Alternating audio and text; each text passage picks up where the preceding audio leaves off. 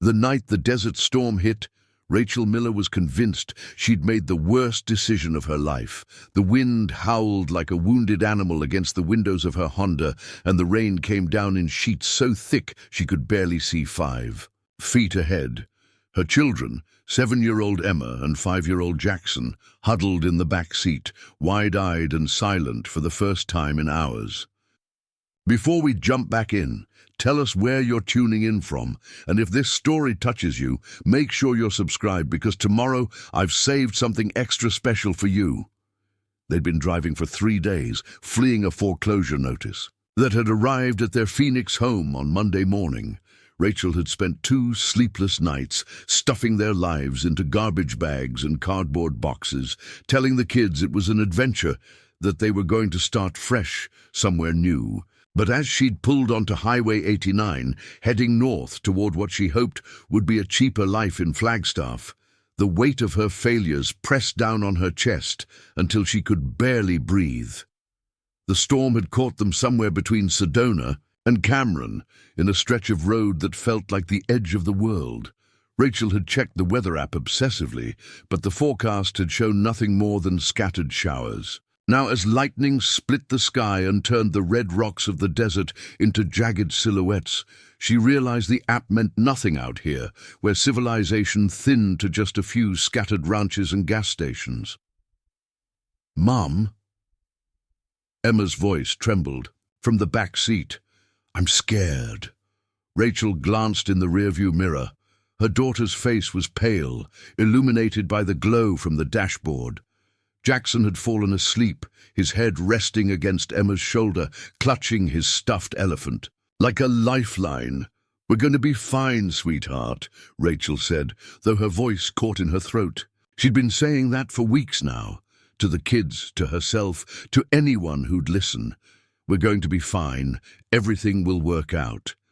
But as the windshield wipers struggled against the torrential rain, and the car swayed in the wind like a toy, Rachel felt the words ring hollow. They'd passed the last gas station 30 miles back. The GPS on her phone had lost signal 2 hours ago.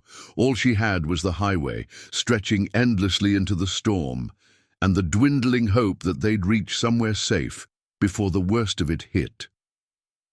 That hope died when the car began to sputter. Rachel pumped the gas pedal, her heart hammering against her ribs. The fuel gauge had been hovering just above empty for the last 40 miles, but she'd been certain, or at least had desperately wanted to believe, that they could make it to the next station. The engine coughed again, then died completely. The silence that followed was absolute, broken only by the rain hammering against the roof and the sound of her own ragged breathing. "Mom?" Emma asked again, this time with a note of panic. "Why did we stop?" "Just a minute, baby," Rachel said, turning the key in the ignition. The starter clicked uselessly. "Everything's okay." But everything wasn't okay. They were stranded on a desert highway in the worst storm Rachel had ever seen, with no cell service, no gas, and night falling fast. The temperature was already dropping. Storms in the high desert could be deceptively cold, and Rachel knew with a sickening certainty that they couldn't stay in the car all night. She pulled the emergency brake and unbuckled her seatbelt. "Emma, honey, I need you to watch Jackson for a minute. I'm going to step outside and see if I can flag down another car." "Don't leave us!" Emma's cry pierced the air, and Jackson stirred awake, immediately beginning to whimper. Rachel's throat burned with unshed tears. "I won't, sweetheart. I'll be right outside the door, I promise." She grabbed the flashlight from the glove compartment, thankfully it still worked, and stepped out into the storm. The wind immediately knocked her back against the car, and rain soaked through her clothes in seconds. She shone the flashlight up and down the highway, but the beam barely penetrated the curtains of rain. No headlights in either direction. Nothing but darkness and the deafening roar of the storm. Rachel tried waving the flashlight anyway, forming desperate arcs in the air, but after 20 minutes her arms ached, and her hope had faded to a dull numbness. She climbed back into the car, teeth chattering, to find both children crying. "Is anyone coming to help us?" Emma asked, her voice small and frightened. Rachel opened her mouth to say yes, of course someone would come, but the lie stuck in her throat. Instead, she crawled into the back seat and pulled both children close, wrapping them in the emergency blanket she'd had the foresight to pack. "We're going to wait here for a while," she said instead. "The storm has to pass eventually." But as the hours crawled by and the temperature continued to drop, Rachel began to doubt even that. The car offered little shelter once the engine was off, and without heat, the metal frame became a refrigerator. The children dozed fitfully, waking every time thunder cracked or the wind shook the car. Around midnight, Rachel made a decision that terrified her, but seemed like their only option. They couldn't stay in the car all night. Hypothermia would set in before morning. She'd noticed a sign earlier, about a mile back, pointing to a scenic overlook. If there was an overlook, there might be some kind of shelter, even if just an overhang or a restroom building. "We're going to take a little walk," she told the children, trying to keep her voice steady.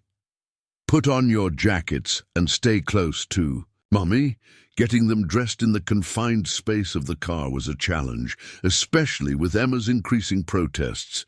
"I don't want to go outside. It's scary out there."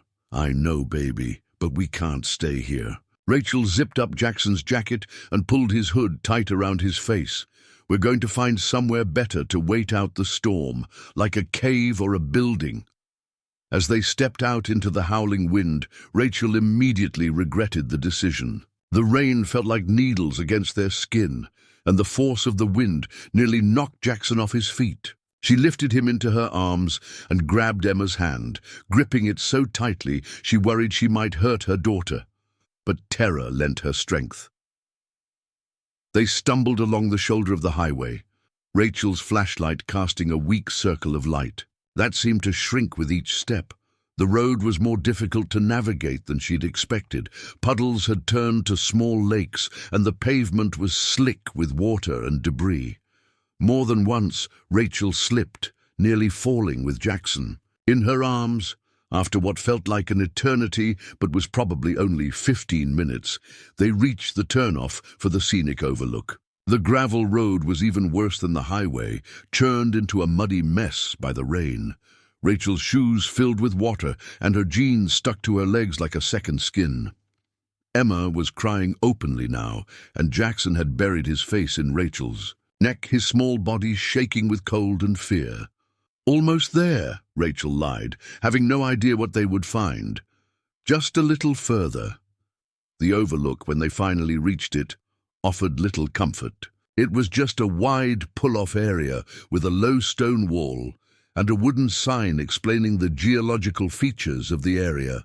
No shelter, no building, nothing but open sky and the relentless assault of the storm. Rachel felt something break inside her. They were going to die out here. She was going to lose her children because she'd been too proud to ask for help, too ashamed to stay in Phoenix and face the judgment of friends and family who'd warned her about taking out that second mortgage. The tears she'd been holding back finally came, mixing with the rain on her face until she couldn't tell one from the other. She sank to her knees, still holding Jackson, and pulled Emma close. "I'm sorry," she whispered into their wet hair.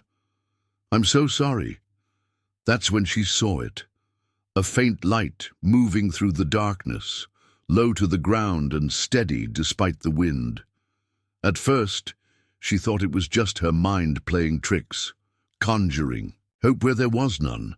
But as she blinked away, tears and rain, the light grew closer, accompanied by the sound of movement that somehow cut through the storm. A figure emerged from the darkness, leading what appeared to be 2 horses. As it drew nearer, Rachel could make out more details. A tall man in a wide-brimmed hat, wearing what looked like a traditional leather jacket and carrying a lantern in one hand. His face was weathered and strong, with features that spoke of Native American heritage. He stopped a few feet away, taking in the sight of Rachel and her children huddled on the ground. To her surprise, he spoke in perfect English, though his accent carried hints of something older, deeper, "Mom, you shouldn't be out here in this weather," Rachel tried to answer, but her teeth were chattering too hard to form words. The man set down his lantern and approached slowly, his movements careful and deliberate. "My name is Joseph Benally. I was tracking a wounded elk when the storm hit. I have a shelter nearby where you and your children can wait it out. Our car," Rachel managed to say, "we ran out of gas." Joseph nodded, as if this explained everything. "The main road is 2 miles east of here. My family's ranch is closer, 3 miles through the valley." He gestured toward the darkness beyond the overlook. "In this weather, 3 miles It will be 30, but I have horses." Hope flickered in Rachel's chest, fragile as a candle flame. "We couldn't possibly ask you to—" "You're not asking," Joseph interrupted gently. "And I'm not offering. I'm telling you what will happen. Now let's get you and your babies out of this storm before it gets worse." Somehow, the idea that it could get worse hadn't occurred to Rachel. Joseph secured the children to his horses, with practiced efficiency, using lengths of rope to create makeshift harnesses that would keep them safely mounted.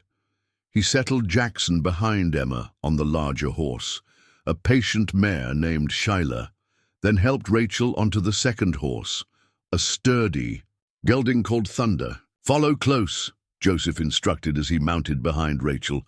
"Thunder knows the way even in the dark, but you'll need to trust him. And me." Rachel wanted to ask about his family, about where exactly they were going, but the storm made conversation impossible. As they moved away from the overlook, she focused on holding onto the saddle horn, feeling the strength of the horse beneath her and the solid presence of Joseph at her back. Preparing and narrating this story took us a lot of time, so if you are enjoying it, subscribe to our channel. It means a lot to us. Now back to the story.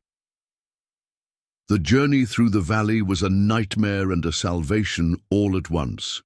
The horses picked their way carefully through streams that had been dry washes that morning. Lightning illuminated their path intermittently, showing glimpses of the harsh beauty they moved through, towering red rocks, ancient juniper trees bent by the wind, and vast expanses of high desert that seemed to stretch beyond the horizon. More than once, Rachel thought they were lost.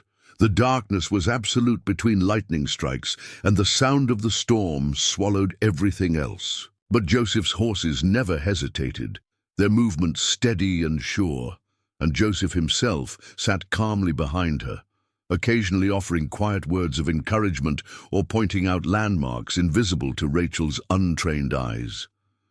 After what felt like hours, but was probably closer to 40 minutes, they crested a small ridge, and Rachel saw what looked like a mirage. Warm light spilling from windows, smoke rising from a chimney despite the rain, the solid shapes of buildings clustered together. As they approached, figures appeared in doorways. A woman ran out into the rain, ignoring the storm to help Joseph dismount the horses. An older man emerged from what looked like a barn, leading the horses away with a gentle efficiency that spoke of decades of practice. Others, Rachel could see children's faces in the windows and more adults moving behind the glass, prepared for their arrival. "Welcome to our home," Joseph said simply, helping Rachel down from Thunder. "You're safe now." The woman who had come out to meet them wrapped a blanket around Rachel's shoulders and guided her toward the main house. "I'm Sarah, Joseph's sister," she said. "Let's get you and your children inside where it's warm." As they crossed the threshold, Rachel felt something she hadn't experienced in months, the sensation of being caught by something stronger than fear, more reliable than hope. The house smelled of wood smoke and cooking, of generations of life lived within these walls. Her children were already being tended to by other women, their wet clothes exchanged for dry ones, hot drinks appearing as if by magic. "Your car will still be there tomorrow," Sarah said softly, reading the worry in Rachel's eyes. "The storm won't last forever, even though it feels that way now. For tonight, rest. Let us care for you." But rest didn't come easily for Rachel. As she sat in a rocking chair near the fireplace, wrapped in quilts that smelled of cedar and sage, watching her children sleep peacefully on a nearby couch, her mind raced with questions and scenarios. How would they get back to their car? Even if they could, what then? The car had no gas, and the money in her wallet wouldn't buy more than a few gallons. They had nowhere to go, no plan, except the desperate hope that Flagstaff might offer a fresh start. Joseph sat in a chair across from her, his weathered hands wrapped around a mug of coffee. He'd changed into dry clothes, but kept his hat, which Rachel now noticed bore intricate silver work along the band. In the firelight, his features were even more striking: high cheekbones, a strong jaw, and eyes that seemed to see more than just the surface of things. "You're running from something," he said quietly. Not a question, but a statement of fact. Rachel stiffened. "I'm trying to start over. There's a difference."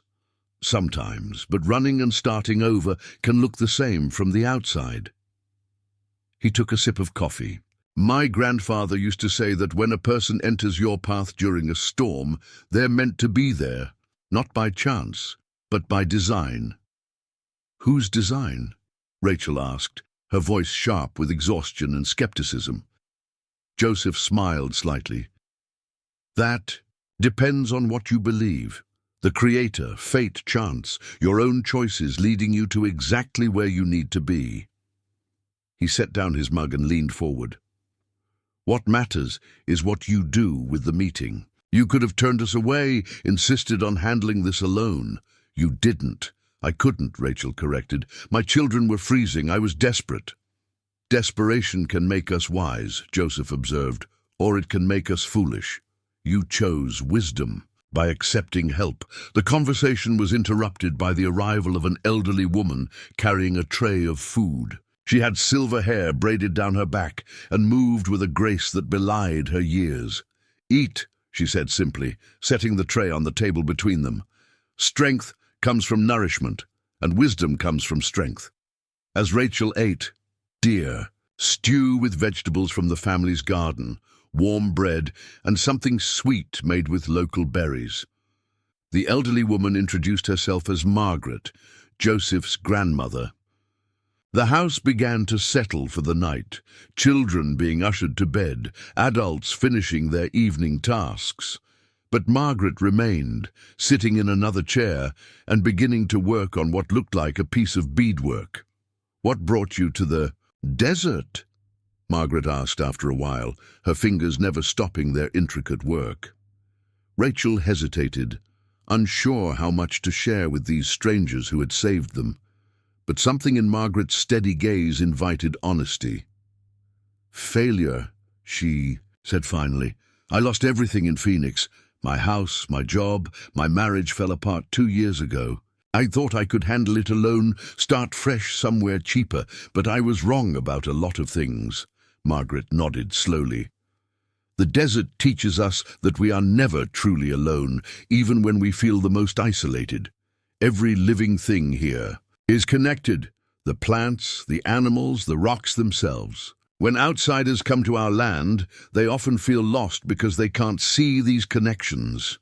"What do you mean?" Rachel asked, genuinely curious despite her exhaustion. "Your car ran out of gas exactly where it needed to," Margaret said. "Not there by accident. If you'd made it another mile, you would have missed the road to the overlook. If you'd passed the overlook, you would have been too far for Joseph to find you. The storm brought you here because this is where you needed to be." Rachel wanted to dismiss this as superstition, the kind of mystical thinking she'd left behind in her childhood. But as she looked around the warm room, at the faces of people who had taken them in without question, she felt a stirring of something she couldn't quite name.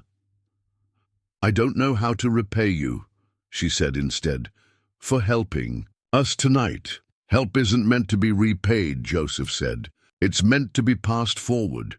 But tomorrow, when the storm breaks, we'll discuss practical matters. Your car, your journey, where you're heading." As the fire crackled and the wind howled outside, Rachel found herself drifting towards sleep, for the first time in weeks without the tight knot of anxiety in her chest. The storm that had threatened to destroy them had instead delivered them to safety, to people who understood something about perseverance and community that she'd lost sight of in her pursuit of self-sufficiency.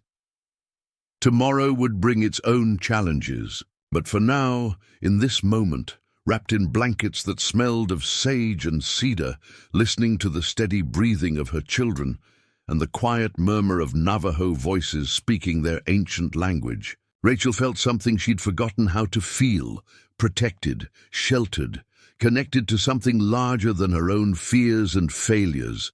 The storm was still working its will, but for the first time since the foreclosure notice arrived, Rachel wasn't facing it alone. She didn't know what the morning would bring, but as sleep finally claimed her, she carried with her the first whisper of hope she'd felt in months.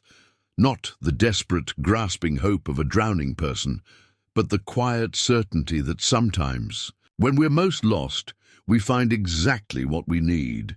And as she drifted off, she could have sworn she heard Margaret humming softly, a melody that seemed to match the rhythm of the rain, as if even the storm was finding its way back to harmony after the chaos of the night. Dawn crept slowly across the high desert, painting the sky in shades of lavender and gold.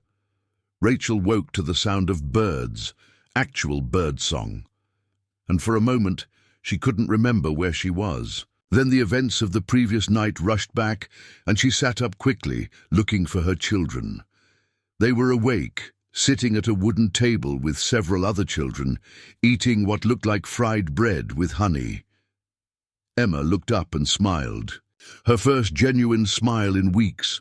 Mom, Mrs. Sarah made breakfast, and the storm stopped. Indeed, the wind had died to a gentle breeze, and watery sunshine filtered through the windows. Outside, she could see the aftermath of the storm.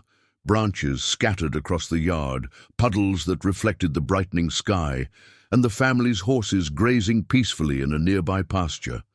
Sarah appeared with a steaming mug. "Coffee? I made it strong, figured you could use it." "Thank you." Rachel accepted the mug gratefully. "I should get dressed. Check on our car." "Already done," Sarah said. Joseph and his cousin James went out just before sunrise. They're bringing it back now with gas and a jump start. Should be here within the hour. Rachel felt tears threatening again, but these were different from last night's despair. "You've all been so kind.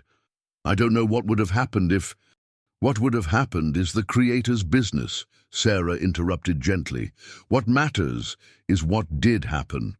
You're safe, your children are healthy, and today is a new day."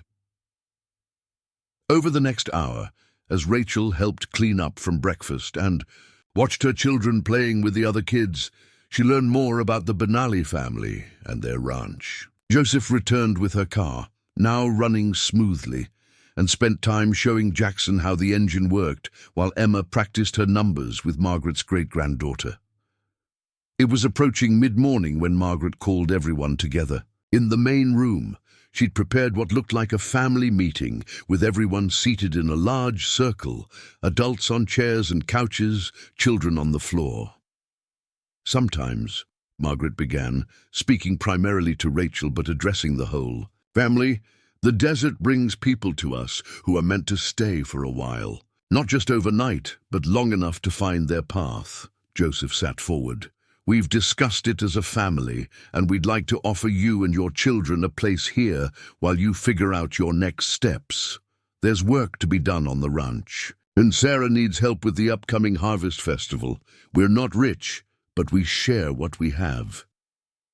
Rachel's heart pounded. "I couldn't possibly—" "You could," Margaret said firmly. "Your car is fixed, but you still need gas money. Your children need stability after so much change. The desert brought you here for a reason." "We have a small house where visitors stay," Sarah added. "It needs some work. Been empty since last winter, but it has 2 bedrooms, a kitchen, and a wood stove. The older kids could help you fix it up." Rachel looked at Emma and Jackson, who were listening intently to this conversation about their future. Emma's eyes held a hopeful gleam that reminded Rachel of how she used to look at the world before foreclosures and failed marriages had dulled her own optimism. "What kind of work?" Rachel asked, her practical side asserting itself. "Depends on your skills," Joseph said. "We raise horses, grow some crops, make traditional crafts for tourists. There's a co-op in Flagstaff that sells our jewelry and textiles. And we need help with the books. Our current system is mostly paper and memory. I worked in finance," Rachel admitted, "before everything fell apart. And I know computers." The family exchanged glances.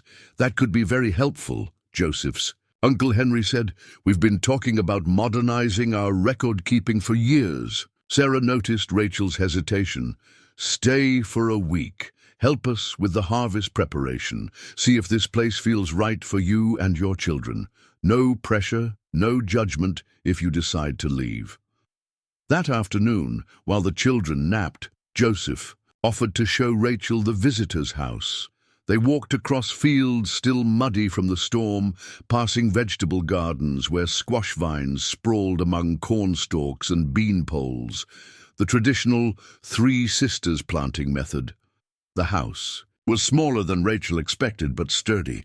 Built of stone and timber, it had been constructed by Joseph's grandfather 50 years ago. "Families have lived here at different times," Joseph explained as they toured the rooms. "Usually people who needed a fresh start. The main room had a cast-iron wood stove and built-in bookshelves. The kitchen was basic but functional. The bedrooms were small but cozy, with windows that looked out over the valley." "Why would you trust strangers like this?" Rachel asked, genuinely puzzled by their generosity. Joseph leaned against the kitchen counter, considering his answer.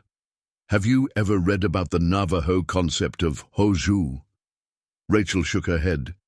"It's usually translated as harmony or beauty, but it means much more. It's about walking in balance with everything around you, nature, people, the spiritual world. When you encounter someone in need, helping them maintains that balance. Ignoring them disrupts it." They walked outside to check the woodpile. "My grandfather moved our family here after his time in the war," Joseph continued. "World War II. He'd seen enough destruction and chose to build something instead. He started small, just a few horses, some land, but he always said that land becomes home when you share it." "Did you ever want to leave?" Rachel asked, surveying the endless horizon. "Went to college in Albuquerque. Studied business thought. I'd be the first Benali to wear a suit every day." Joseph smiled at the memory. "But my grandfather got sick my junior year. I came home to help and somehow never made it back to finish my degree. Do you regret it?" "Some days," he admitted. "But watching my kids grow up on the same land where my grandfather taught me to ride, where my mother learned to weave, there's value in continuity that can't be measured in dollars." They returned to the main house to find Rachel's car parked out front. James, Joseph's cousin, was finishing up the last touches. "All set," James declared. "Should run smooth now. Tanks are full, enough to get you to Flagstaff if that's still where you're headed." Rachel stood at a crossroads more significant than any highway junction. Her car was fixed. She had enough gas to reach the city. But as she watched Emma helping Sarah's daughter feed the chickens while Jackson built mud castles with the younger children, she realized something had shifted in the last 24 hours. "Could I try the week?" Sarah suggested. Rachel asked quietly. "If the offer still stands." Margaret appeared at the door as if summoned by Rachel's decision. "Of course it stands. Offers like this don't expire with the sunset. Come, let's move. Your things to the visitor's house." The next morning, Rachel woke early to the sound of horses nickering in the distance. The visitor's house, despite needing some repairs, felt more like home than her Phoenix apartment had in its final months. She dressed quietly and slipped outside, finding Joseph already saddling horses in the stable. "Thought you might want to see the ranch properly," he said, not looking up from checking a stirrup. "Unless you'd rather sleep in, I'm not really a riding person, Rachel admitted. You were riding last night in the worst storm I've seen in years, Joseph pointed out. This will be easier. As the sun climbed higher, Joseph led her around the property on horseback. He showed her the trading post they ran from a converted barn where tourists stopped to buy jewelry and pottery made by family members. They visited the small chapel where multiple faiths had been practiced for generations. Your family seems to blend different traditions, Rachel observed. Out here, survival requires adaptation, Joseph explained. My grandfather was traditional Navajo. My grandmother converted to Catholicism, but they found ways to honor both. The land doesn't care what words you use to pray. It responds to respect and care. They rode to a high point overlooking the valley. Rachel could see for miles in every direction, red rocks catching the morning light, distant mountains still crowned with snow, the ribbon of highway where their car had died. Your children seem happier already, Joseph noted, letting his horse graze. They aren't worried about what's next, Rachel said. I wonder if that's naivety or wisdom. Probably both. Children haven't learned to borrow trouble from tomorrow. Yet, when my marriage ended, I thought starting over meant leaving everything behind. Clean slate, new city. Rachel watched an eagle circle overhead. I didn't realize that sometimes you need to land somewhere before you can start. The land teaches patience, Joseph said. Seeds don't rush to become trees. They take what nutrients they need. Wait for the right season. By midday, Rachel was working alongside Sarah in the garden, learning to identify weeds from herbs. Her hands grew dirty, her back ached, but the physical labor was oddly satisfying. The children played nearby, building forts from hay bales under Margaret's watchful eye. Over lunch, the family discussed the upcoming harvest festival. We need to inventory our goods for the sale, Sarah explained to Rachel. Normally, we use a ledger system my grandmother learned in boarding school, but it's getting unmanageable. I could set up a simple spreadsheet system, Rachel offered. Maybe teach whoever wants to learn.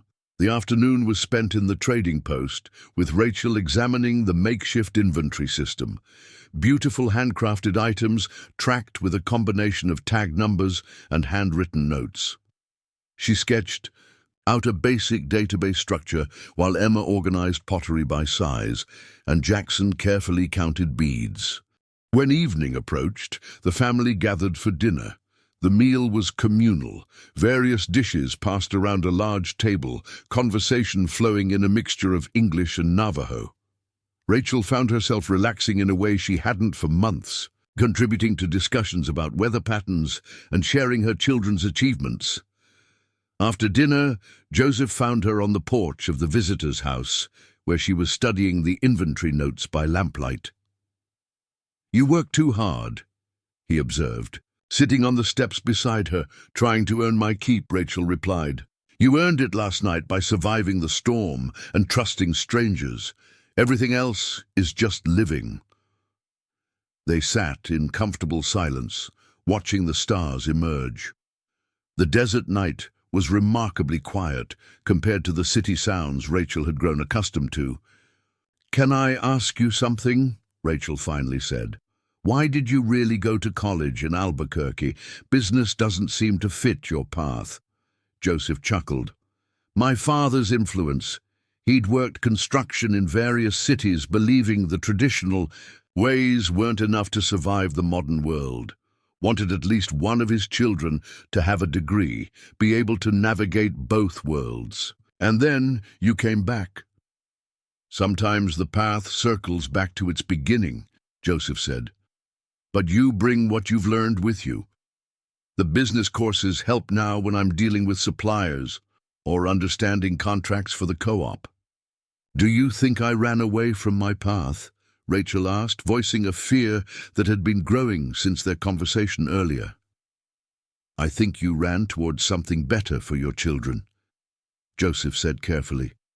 Whether you left your true path or found it by running, that's something only time will tell. The next morning, Rachel threw herself into organizing the trading post inventory. She created detailed categories, photographed items for an eventual online presence, and began teaching Sarah's teenage daughter, Marie, how to use the spreadsheet program she'd installed on the family's old computer. "This makes so much more sense than the ledger," Marie exclaimed, quickly grasping the digital concepts. "We could even track which items sell best at different times of year." By the third day, Rachel had established a routine.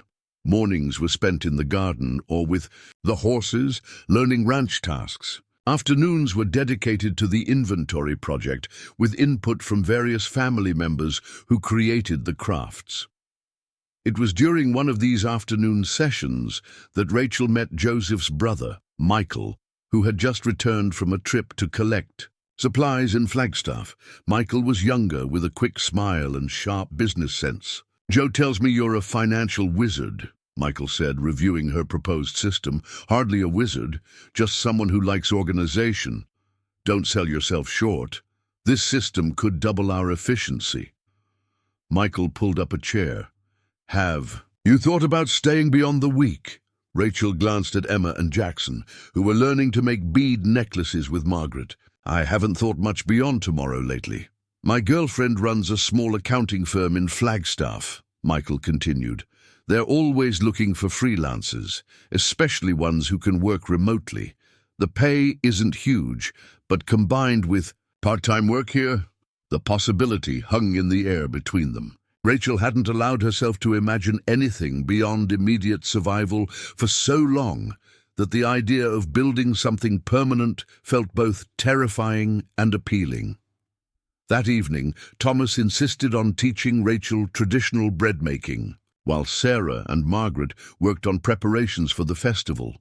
As flour covered their hands and the kitchen filled with the aroma of frying dough, Thomas shared stories of his grandmother's travels with the trader who became his grandfather. "She was just 17 when she met him," Thomas recalled. "He was a photographer, documenting traditional life for a book that never got published. Planned to stay 2 weeks, ended up staying 50 years. "Did she ever regret it?" Rachel asked. Thinking of her own interrupted journey. "Every life has regrets," Thomas said philosophically, "but when you plant yourself somewhere long enough, the roots and the regrets become part of the same soil." By the end of the week, Rachel had created not just an inventory system, but a basic website template for the family's crafts. She'd learned to identify native plants, help with horse grooming, and understand basic phrases in Navajo. More importantly, she'd watched her children bloom like desert flowers after rain. On the 7th night, the family gathered for what they called a family meeting, though Rachel realized it was more like a discussion about her future. "The week is ending tomorrow," Margaret began. "No one will pressure you to stay or go, but we want you to know your place here is real if you want it." Joseph added practical details. "The harvest festival is in 2 weeks. The inventory system you created will be crucial to its success. Michael has confirmed opportunities for accounting work in Flagstaff, which is only an hour away. The visitor's house repairs are nearly complete." Sarah focused on the children. "Emma has made friends with Marie and the other kids. Jackson follows Henry to the barn every morning like he was born to it. They've found their rhythm here." Rachel looked at her children, then around the circle of faces that had become familiar. "When I left Phoenix, I thought I was running toward a new beginning. I never expected to find a new family. Family isn't always about blood," Margaret said. "Sometimes the strongest ties are forged in storms." The next morning, instead of packing their bags, Rachel found herself meeting with Martha Evans, Michael's girlfriend who ran the accounting firm. Over coffee in Flagstaff, they discussed a flexible arrangement that would allow Rachel to work primarily from the ranch, with occasional trips to the city. "Small businesses need people who understand both numbers and people," Martha explained. "Your experience reorganizing the Benali's inventory system is exactly what my rural clients need." As Rachel drove back to the ranch that afternoon, She reflected on how storms had always terrified her, the loss of control, the unexpected destruction. But this storm had torn away the superficial layers of her life to reveal something essential, the capacity for community she'd forgotten she possessed. Emma was waiting at the gate when she arrived. "Mom, you came back. Joseph is teaching us how to train the new foal." "Of course I came back," Rachel said, realizing the truth of it. "This is home now." That evening, as they shared their first dinner as official residents rather than temporary guests, Rachel felt a peace she'd been chasing since long before the foreclosure notice arrived. The desert had tested her, stripped away her illusions of self-sufficiency, and forced her to accept help, to trust again. Later, as she tucked the children into bed in their new home, Emma asked, "Are we going to stay here forever?" "Forever is a long time," Rachel said, smoothing her daughter's hair. "But for now, we're exactly where we need to be." As she stepped out onto the porch that night, she found Joseph waiting with 2 cups of coffee. "Tomorrow, the real work begins," he said, handing her a cup. "No more guest privileges." "Good," Rachel replied. "I'm ready." Above them, the desert sky spread out in its infinite darkness, punctuated by stars that had guided travelers for millennia. Somewhere in the distance, a coyote sang its ancient song, and Rachel understood that she was no longer alone in answering it. She had found her place in the desert's endless story. The storm that had brought her here was just another verse in a song that continued, weaving new threads into patterns as old as the red rocks themselves. And tomorrow, she would wake up not as a stranger seeking shelter, but as someone with work to do, children to raise, and a community that had chosen to embrace her. The desert's lesson was complete. Sometimes losing your way is the only path to finding your home. And sometimes the scariest storms blow you exactly where you need to be, even if you can't see it, until the winds die down and the sun breaks through the clouds. 2 weeks after arriving at the ranch, Rachel stood on a wooden platform in the center of what had once been an empty field. Now it bustled with activity, colorful tents housing traditional crafts, food vendors grilling burgers and corn, and children running between booths with face paintings of thunderbirds and coyotes. The annual harvest festival had officially begun. "Nervous?" Martha asked, handing Rachel a paper cup filled with strong coffee. "Terrified," Rachel admitted. She'd volunteer to handle the main cashier station, where every sale would be processed. Through the system she'd designed, one glitch could derail the entire day's commerce. The morning sun warmed the crowd that gathered quickly, tourists from nearby resorts mixed with locals who'd been attending for decades. Margaret presided over the ceremonial opening, her voice carrying clearly as she spoke first in Navajo, then English, blessing the gathering and thanking the land for its abundance. Rachel's station became the heart of the festival's operations. The tablet she'd set up connected to a secured Wi-Fi network, processing credit cards and updating the inventory in real time. What had once taken hours of manual calculation now happened instantly. "This is incredible," Sarah said during a brief lull, watching transaction data populate on the screen. "We've already matched last year's morning sales, and it's not even noon." By midday, Rachel had developed a rhythm. Between sales, she observed the intricate dance of commerce and tradition around her. Joseph demonstrated traditional horse training techniques in a makeshift arena, while his brother Michael explained to curious onlookers how GPS technology was now used to track free-range cattle across thousands of acres. Emma had found a niche, selling small wind chimes she'd learned to make with Margaret's great-granddaughter. Jackson proudly wore a junior volunteer badge, helping to direct parking with Joseph's uncle Henry. "Mom!" Emma called out. "Mr. Roberts wants to buy 10 chimes for his gift shop in Sedona." Rachel processed the sale while Thomas, the gift shop owner, chatted with Emma about her techniques. "You know," he said to Rachel, "I've been looking for reliable suppliers of authentic crafts. Would you consider running an online store for the family?" The idea hadn't occurred to Rachel, but as she watched various artists interact with customers, she realized there was demand that their current system couldn't meet.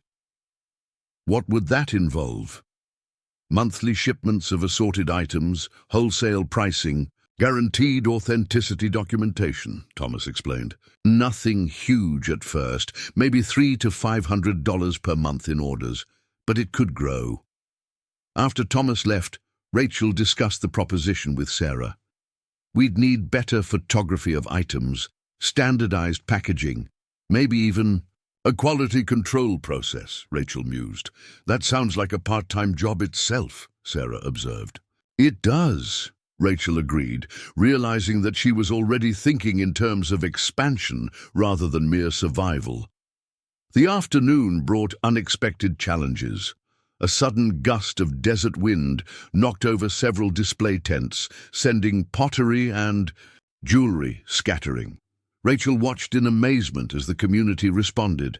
Within minutes, protective tarps appeared. People were carefully collecting delicate items, and someone had produced a toolbox to reinforce the tent stakes. "This is what my grandfather meant by adaptation," Joseph said, finding Rachel amidst the controlled chaos.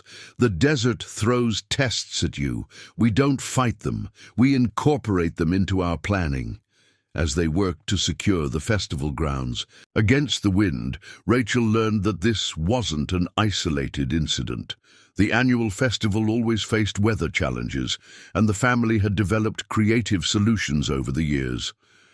"Last year, we had an early freeze," James explained while hammering tent stakes deeper into the ground. "Everyone thought it would ruin everything, but we just moved the craft displays into the community center and turned it into an indoor market with hot cider."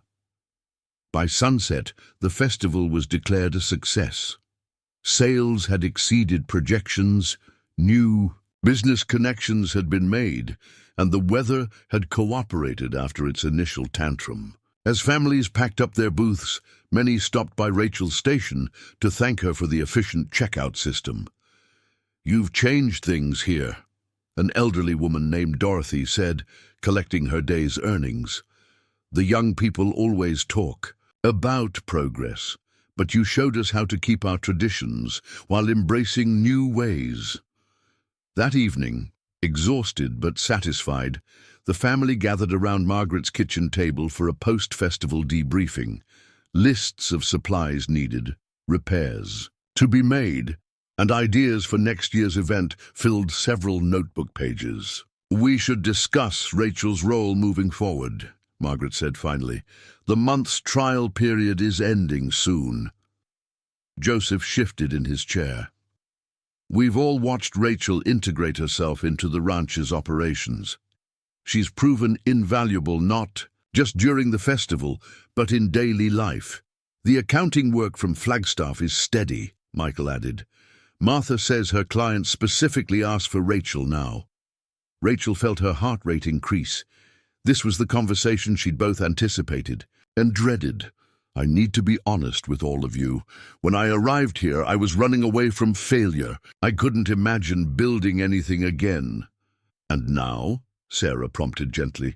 "Now I see possibility everywhere," Rachel admitted. "Not just for work, but for genuinely belonging somewhere. My children have found playmates and mentors. I've found purpose I didn't know I was missing." Margaret's weathered hands worked steadily on a piece of beadwork as she spoke.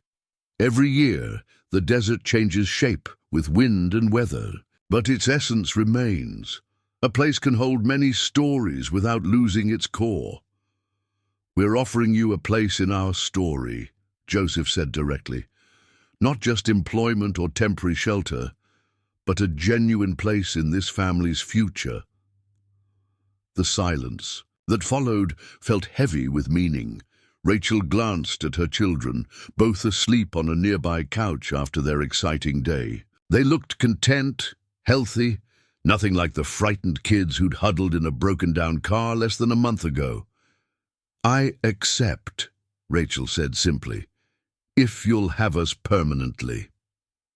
The next morning, Rachel found herself reviewing legal documents. with Michael's lawyer friend, turning their informal arrangement into something more official. The visitor's house would become their permanent residence, with modest rent that reflected her work for the ranch. Her accounting position would expand to include managing online sales, with profit-sharing arrangements. You know, the lawyer noted as they signed papers. This is an unusual setup for inherited tribal land. The family could have just hired you for the work without offering permanent residence. Rachel had wondered about this. I think they see beyond traditional boundaries, she said. Joseph once told me their grandfather believed land becomes home when you share it. Wise man, the lawyer agreed. The world needs more of that wisdom. Later that day, while Rachel was training with Martha in Flagstaff to take on larger accounting clients, she received an unexpected phone call. Her ex-husband David had tracked her down through the forwarding address she'd left with the postal service. "Rachel, what the hell are you doing on a reservation?" His voice carried the same condescending tone she remembered. "The kids need proper education, medical care." "They have both," Rachel interrupted calmly. "There's a school here that combines traditional and modern curricula, and the nearest hospital is only 40 minutes away." "This isn't what we discussed for their future." "We didn't discuss anything about their future, David. You didn't even fight for custody." The conversation ended badly, but Rachel felt a new strength. 3 months ago, his criticism would have shattered her. Now it felt like noise against the solid foundation she'd built. When she returned to the ranch that evening, she found Joseph working in the workshop, crafting a new saddle. She paused in the doorway, struck by the competence in his movements, the way his hands knew exactly what to do without hesitation. "Everything okay?" he asked, noticing her presence. "Just had an interesting conversation with my ex," she said, stepping into the workshop. "Made me realize how much has changed." Joseph continued his work as she talked, offering occasional comments, but mostly letting her process. When she finished, he finally looked up. "Change happens whether we choose it or not. The question is whether we fight against it or learn to dance with it." "I'm learning to dance," Rachel said with a smile. Over the following weeks, Rachel threw herself into developing the online store component of the ranch's business.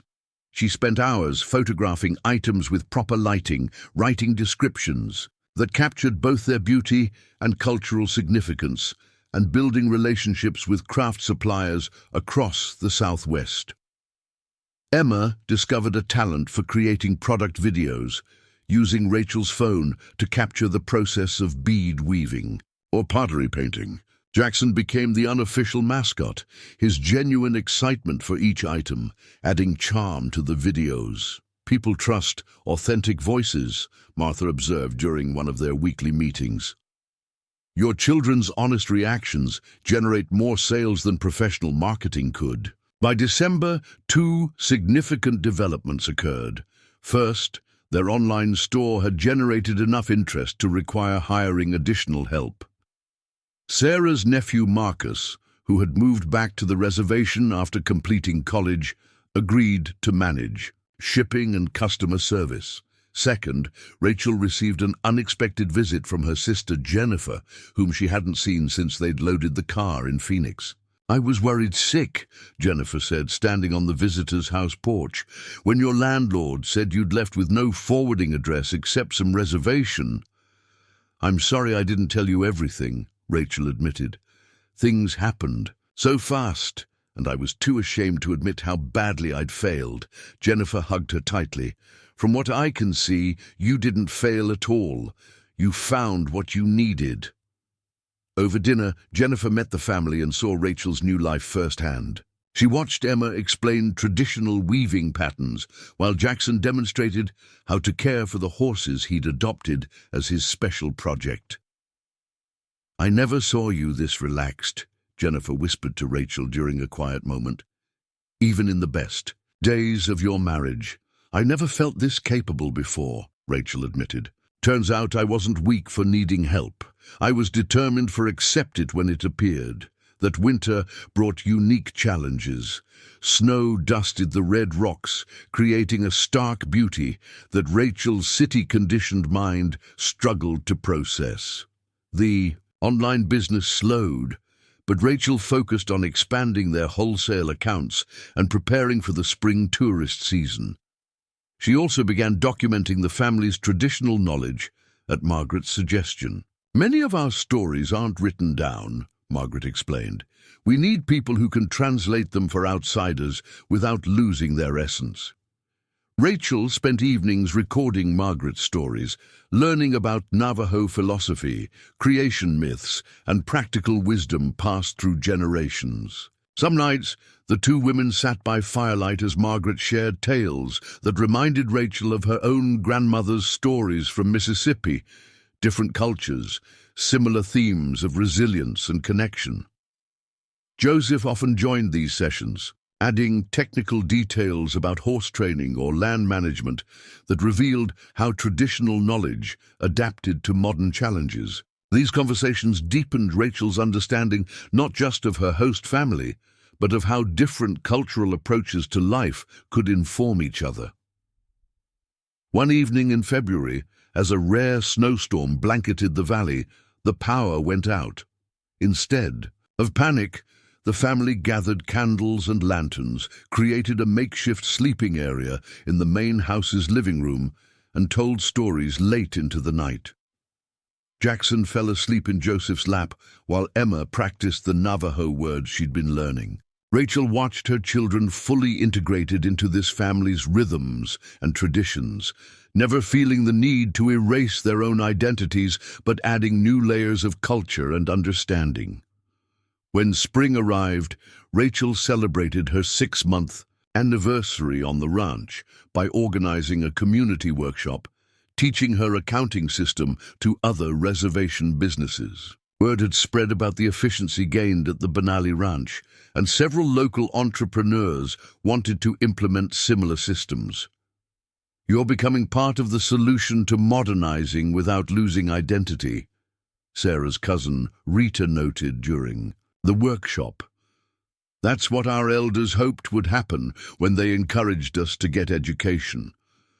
The workshop revealed another opportunity.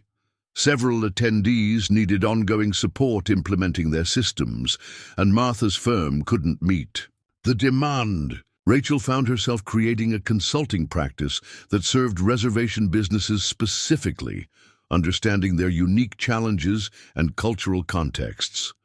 By summer, the ranch had expanded its operations to include guided horseback tours for tourists interested in traditional Navajo perspectives on land management. Rachel handled the business logistics, while family members led the tours, sharing stories about specific locations and their significance.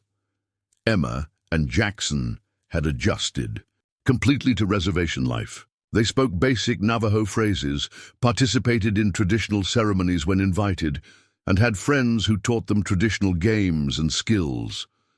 Their classmates' families had welcomed Rachel too, inviting her to community events and including her in the subtle social networks that made rural life function. One evening, as they watched the sunset paint the desert in impossible colors, Joseph sat beside Rachel on the porch that had replaced their initial meeting place. "You remember that first morning after the storm?" he asked, vividly. "I was terrified." "You kept saying you were running from failure," Joseph continued. "But watching you now, I wonder if maybe you were running toward something better all along." "The storm forced me to stop running," Rachel reflected, "and staying still long enough let me see what was actually around me." "Sometimes the universe uses storms to redirect us," Joseph agreed. "My grandfather said change is like the river in flood season. It seems destructive, but it's just finding its proper path." As they sat in comfortable silence, Rachel thought about how her definition of home had evolved. It wasn't just the visitor's house that now held their memories, decorations, and the accumulated stuff of daily life. Home had expanded to include morning coffee with Margaret, Emma's participation in the children's weaving circle, Jackson's responsibility for training the new puppies, and her own integration into the economic and social fabric of the community. The storm that had threatened to destroy everything had instead revealed a truth she'd forgotten, that humans aren't built for isolation, that strength comes not from self-sufficiency, but from knowing when to accept help, and that sometimes losing your way is the only path to finding where you truly belong. 3 months later, at the next harvest festival, Rachel stood at her cashier station with new confidence. The system ran smoothly, enhanced by lessons learned from the previous year. The online store promotion brought in curious tourists, and the community workshop participants showcased their own modernized inventory systems. But the most significant change was in Rachel herself. As she processed sales, consulted with vendors, and managed the complex logistics of desert commerce, she moved with the certainty of someone who had found her place. The desert had tested her, challenged her preconceptions, and ultimately taught her that sometimes our greatest failures are merely invitations to discover our truest paths. When Margaret performed the closing ceremony that evening, thanking the land and the visitors for their presence, Rachel understood she was no longer just a grateful guest. She had become part of the landscape itself, changed by it, but also changing it in small, meaningful ways. The storm that had stranded them had been more than weather. It had been a transformation disguised as catastrophe, forcing her to abandon her isolation and discover that true strength emerges when we let others carry us through our darkest moments. And in letting herself be carried, Rachel had learned how to carry others in return. As the community celebrated long into the night, Rachel watched her children dancing with their friends around the ceremonial fire, their laughter mixing with traditional songs and modern music. The desert sky was clear now, stars brilliant in the darkness, and for the first time in years, Rachel felt no urge to run toward them. She had finally found her ground. The phone call came on a Tuesday morning in November, nearly a year since. The storm that had changed everything. Rachel was reconciling accounts in the trading post office when Sarah rushed in, face pale with worry. "Joseph's had an accident. He's at the hospital in Flagstaff." The drive to the hospital was a blur. Rachel's hands gripped the steering wheel as Sarah explained what had happened. Joseph had been working to save horses trapped by flash flooding in a distant canyon. During the rescue, his footing gave way on wet rocks, sending him tumbling over. 40 feet. He saved 3 horses, Sarah said quietly. 2 of them were pregnant mares. At the hospital, they found the family gathered in the waiting room. Margaret sat quietly, her weathered hands working prayer beads. Michael paced nervously, while various cousins, aunts, and uncles spoke in hushed tones, mixing English and Navajo. "In their worry, the doctors said he's lucky to be alive," Margaret told Rachel when she approached. "Internal injuries, several broken bones. He'll need surgery." Rachel felt a hollowness in her chest that surprised her with its intensity. Over the past year, Joseph had become more than just her rescuer. Their evening conversations, shared work on the ranch, and the gentle way he'd mentored her children had grown into something she'd been too afraid to name. Emma and Jackson had accompanied them to the hospital, and now they sat quietly with the other children, drawing pictures to decorate Joseph's room when he woke up. The sight of them fitting so naturally into this family crisis only emphasized how deeply they'd all become intertwined. When they were finally allowed to see Joseph, Rachel hung back, letting family members visit first. But Margaret beckoned. "Her forward, you come too. He asked for you earlier." Joseph lay surrounded by monitors and IV lines, his skin unusually pale beneath his tan, but his eyes were alert when they entered. "How are the horses?" were his first words. "Safe and grateful," Michael assured him. "Thanks to you." Joseph's gaze found Rachel. "You're here," he said softly. then winced as pain caught up with the movement. Couldn't have a ranch manager slacking off like this. Rachel attempted a joke, but her voice trembled. Later, as family members rotated through visiting shifts, Rachel found herself alone with Margaret in the hospital cafeteria. "You know," Margaret said, stirring sugar into her coffee, "when my grandmother's husband was injured in a similar accident, the family performed a healing ceremony. Not to replace modern medicine, but to support it." Rachel nodded, uncertain where this conversation was leading. "There's strength in acknowledging our connections," Margaret continued. "When one person is hurt, the whole web trembles. Denying connections doesn't make us safer, it makes us weaker." Over the following days, Rachel essentially moved into the hospital. She coordinated with Martha to handle urgent accounting work, remotely arranged for Emma and Jackson to stay with Sarah, and maintained vigil at Joseph's bedside. During this time, many things became clearer. The extended family network revealed its full depth during this crisis. Relatives arrived from across the Southwest, bringing traditional foods, offering prayers, and maintaining various ceremonies to support Joseph's healing. Rachel witnessed firsthand how community functioned at its deepest level, not just shared work and social gatherings, but genuine interdependence in times of need. On the fourth night, when most visitors had left, Rachel sat alone with Joseph. He'd been drifting in and out of sleep, but suddenly his hand moved toward hers. "I've been thinking," he said, his voice rough, "about paths and choices." "Save your strength," Rachel urged. "No," he insisted. "I need to say this. Last year I told you the desert brings people together for a reason. I believed it theoretically. But Rachel, I wasn't prepared for you." Her heart raced. "Joseph, let me finish while I'm coherent enough," he continued. "I spent years helping people find their way, watching them pass through. Never expected to want someone to stay. Never expected to need someone to stay." Rachel gently squeezed his hand. "The feeling isn't one-sided." "I know it isn't," he smiled slightly. "I've watched you build a life here, but more than that, you've helped build our life, the ranch's life. You haven't just adapted to our way, you've helped us adapt too." His words hung in the air as nurses bustled in for evening checks. Rachel stayed late into the night, processing emotions she'd kept carefully contained for months. The next week brought both challenges and progress.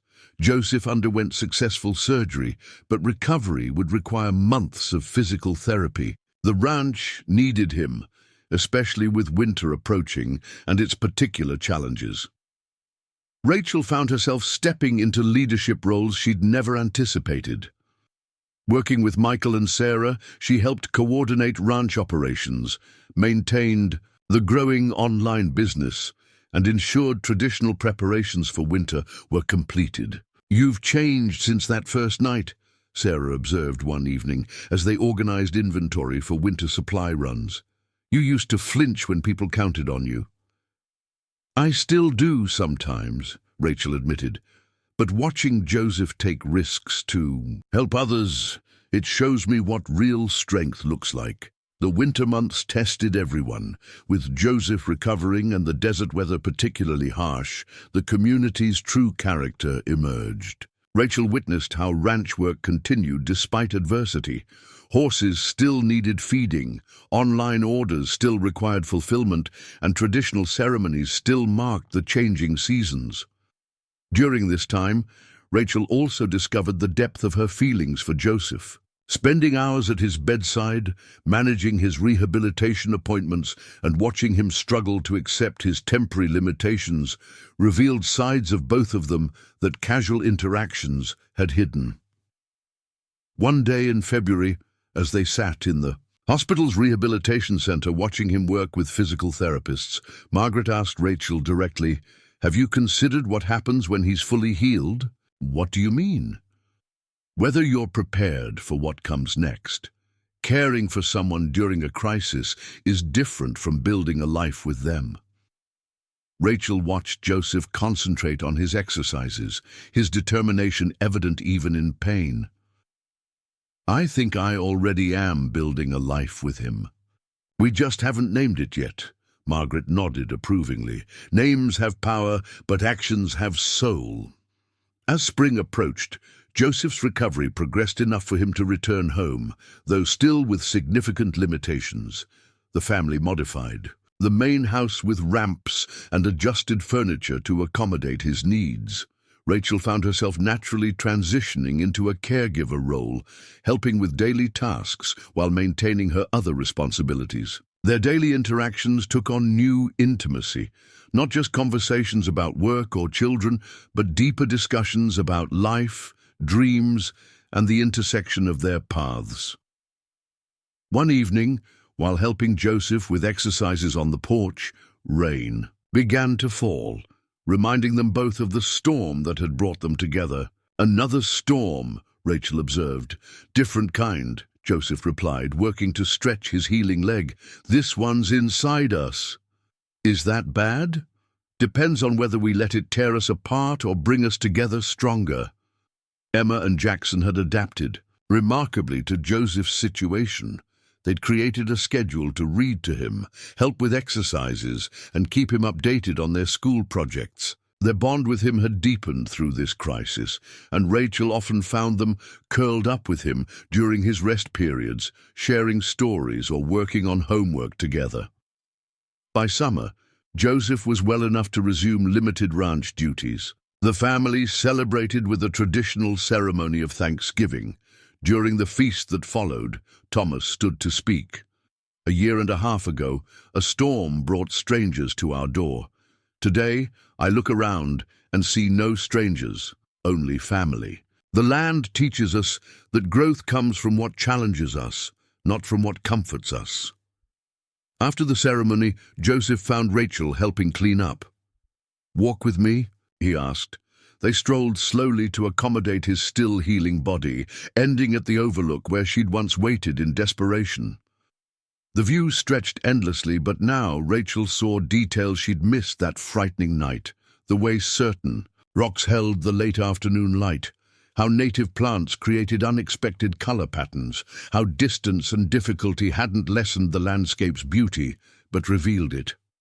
"I need to tell you something," Joseph said. "During the worst of my recovery, when pain made it hard to think, one thought remained constant. What was that? That I couldn't imagine facing anything else without you beside me." He turned to face her. "I've loved you for months, Rachel. Fought it at first, thought it might complicate what you were building here. But near-death experiences have a way of simplifying truth."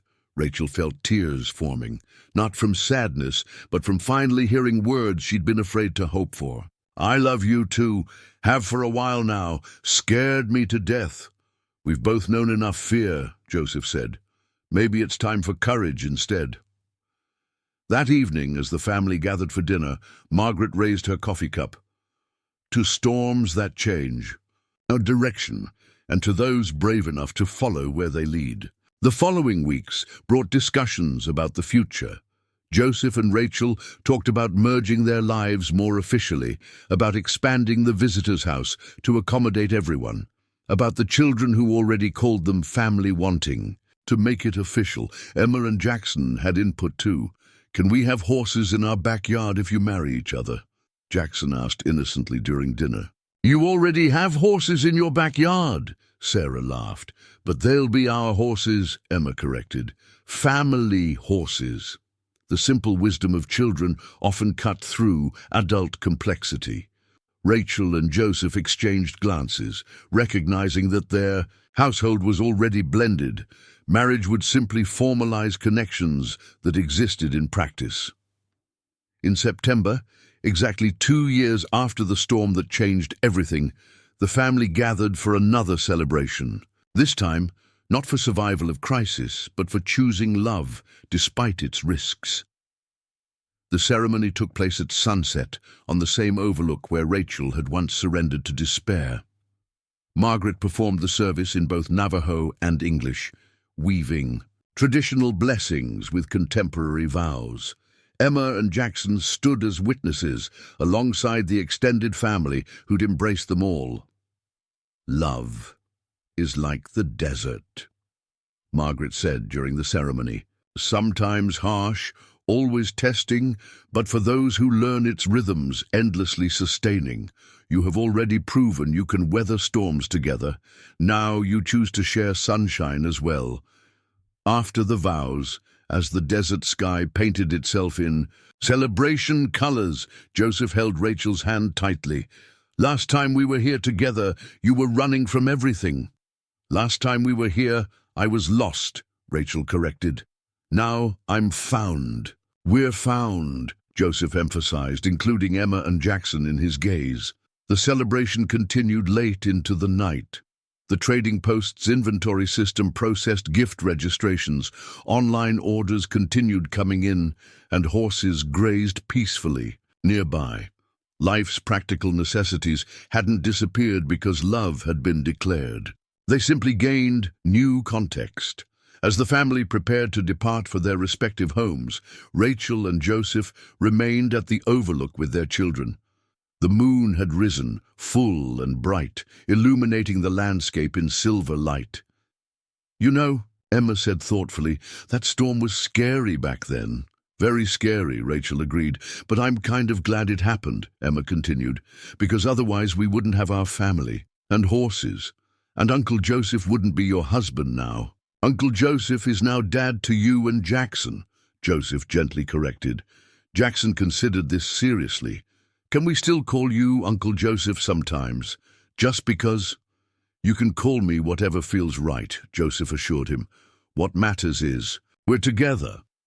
Rachel watched this exchange with profound gratitude. The children she'd been terrified to raise alone now had an entire community claiming them. The life she'd thought was ending had transformed into something more meaningful than anything she'd dared to imagine. Later, as they walked back toward their home, expanded now to accommodate their joined family, Rachel reflected on the unexpected gift of that horrible night. She'd thought she was saving her children by leaving Phoenix. In reality, she'd been leading them to exactly where they needed to be, though she'd been too frightened and proud to see it. The desert had taught her its most valuable lesson. Surrender isn't always defeat. Sometimes it's the path to finding everything you didn't know you needed, and in letting herself be carried through that storm, she'd discovered her own capacity to carry others through theirs. As they entered their house, no longer the visitor's dwelling but truly home, Rachel felt complete peace, not because life had become easy, but because she'd finally learned that facing difficulties with others was infinitely better than managing comfort alone. Emma and Jackson chattered about tomorrow's plans, riding lessons with their new dad, jewelry making with Sarah, computer time with Uncle Michael. Their voices carried the confidence of children who knew where they belonged. Joseph squeezed Rachel's hand as they listened. "Happy?" he asked simply. "More than I knew possible," she replied honestly. Outside, the desert night settled into its ancient quiet. No storm threatened on the horizon, just the endless expanse of sky and stars. But Rachel knew now that if storms did come, and they surely would, she would weather them not with desperate, solitary determination, but with the strength of love, community, and the wisdom to accept help when it was needed most. The land had changed them all, but they had changed it too. New systems, new connections, new stories layered over ancient ones. And at the heart of it all, a family forged not by blood alone, but by choice, circumstance, and the recognition that sometimes the most terrifying moments deliver us to our truest home. As Rachel drifted off to sleep that night, she thought one final time about that desperate woman who'd stranded on a dark highway, convinced everything was lost. She wished she could somehow reach back through time to comfort her past self, to whisper that within a day's journey lay everything she would ever need to be whole again. But perhaps the lesson required living through the terror and uncertainty that made the eventual joy more precious. The desert, after all, never revealed its gifts easily. But for those patient enough to learn its ways, the rewards were immeasurable. And Rachel had finally learned to be patient with both the desert and herself. In the morning, life would continue its intricate dance of tradition and innovation, survival and flourishing, individual paths and community purposes. But tomorrow's challenges would be faced by someone stronger, wiser, and infinitely more connected than the frightened woman who'd once given up hope in a storm. That woman had been transformed, not by avoiding storms, but by learning to trust those who would carry her through them. And in that transformation lay the true meaning of home. The desert wind whispered against the windows, no longer a threat but a lullaby, singing ancient songs of resilience, connection, and love. Rachel slept deeply, held by both the land and the people who'd claimed her as their own. After all, she was home at last. 3 years to the day after the storm that changed everything, Rachel stood on the newly expanded porch of what was now officially the Benally Miller house, watching the morning sun paint the desert in shades of amber and rose. In her arms, she held their 6-month-old daughter, Elena, whose dark hair caught the early light like her father's. Joseph emerged from the house carrying twins, 4-year-old Benjamin and Sophia, whom they'd welcomed into their family through the tribal adoption program 6 months before Elena's birth. The children chatted excitedly about the day ahead, a solar panel installation that would finally bring full off-grid capability to the ranch. "Ready for the big day?" Michael called from the driveway, where several vehicles waited for the drive to the installation site. "More than ready," Rachel replied, shifting Elena to Joseph's arms. Since their marriage, the family had secured grants to modernize the ranch's infrastructure without compromising its traditional foundations. The solar project represented months of planning, combining cutting-edge technology with environmental respect.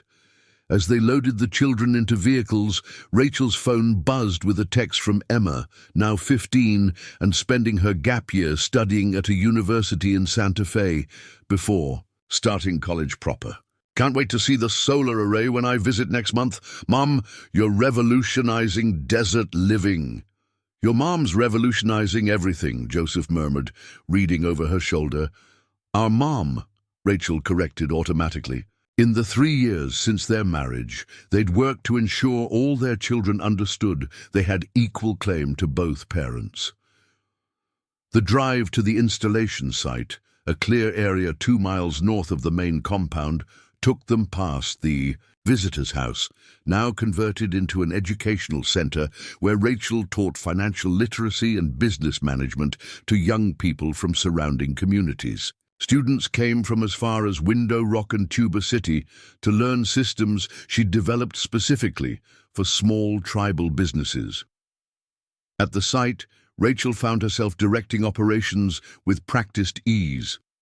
The solar company's representatives consulted her on optimal panel placement, acknowledging her understanding of both the land's patterns and the family's energy needs. Margaret, now in her 80s but still sharp, provided traditional guidance about respecting the earth during installation.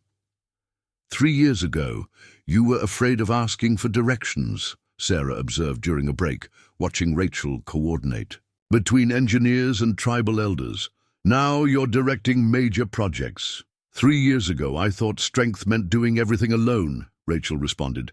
Now I know it means knowing when to lead and when to follow. The installation attracted attention from environmental groups studying sustainable rural development. A documentary crew had arrived, planning to feature the ranch as a model of how indigenous knowledge could inform modern sustainability practices. The traditional way isn't backward, Joseph explained to the film crew. Our ancestors understood conservation because their survival depended on it. We're just applying those same principles with new tools. By afternoon, the first panels were operational. As the system began generating power, the family gathered for a ceremony combining traditional blessings with modern achievement. Margaret spoke first in Navajo, asking the spirits to accept this new technology as a helper, not a conqueror. Lightning, Joseph's now elderly horse, grazed nearby with new foals running in the pasture.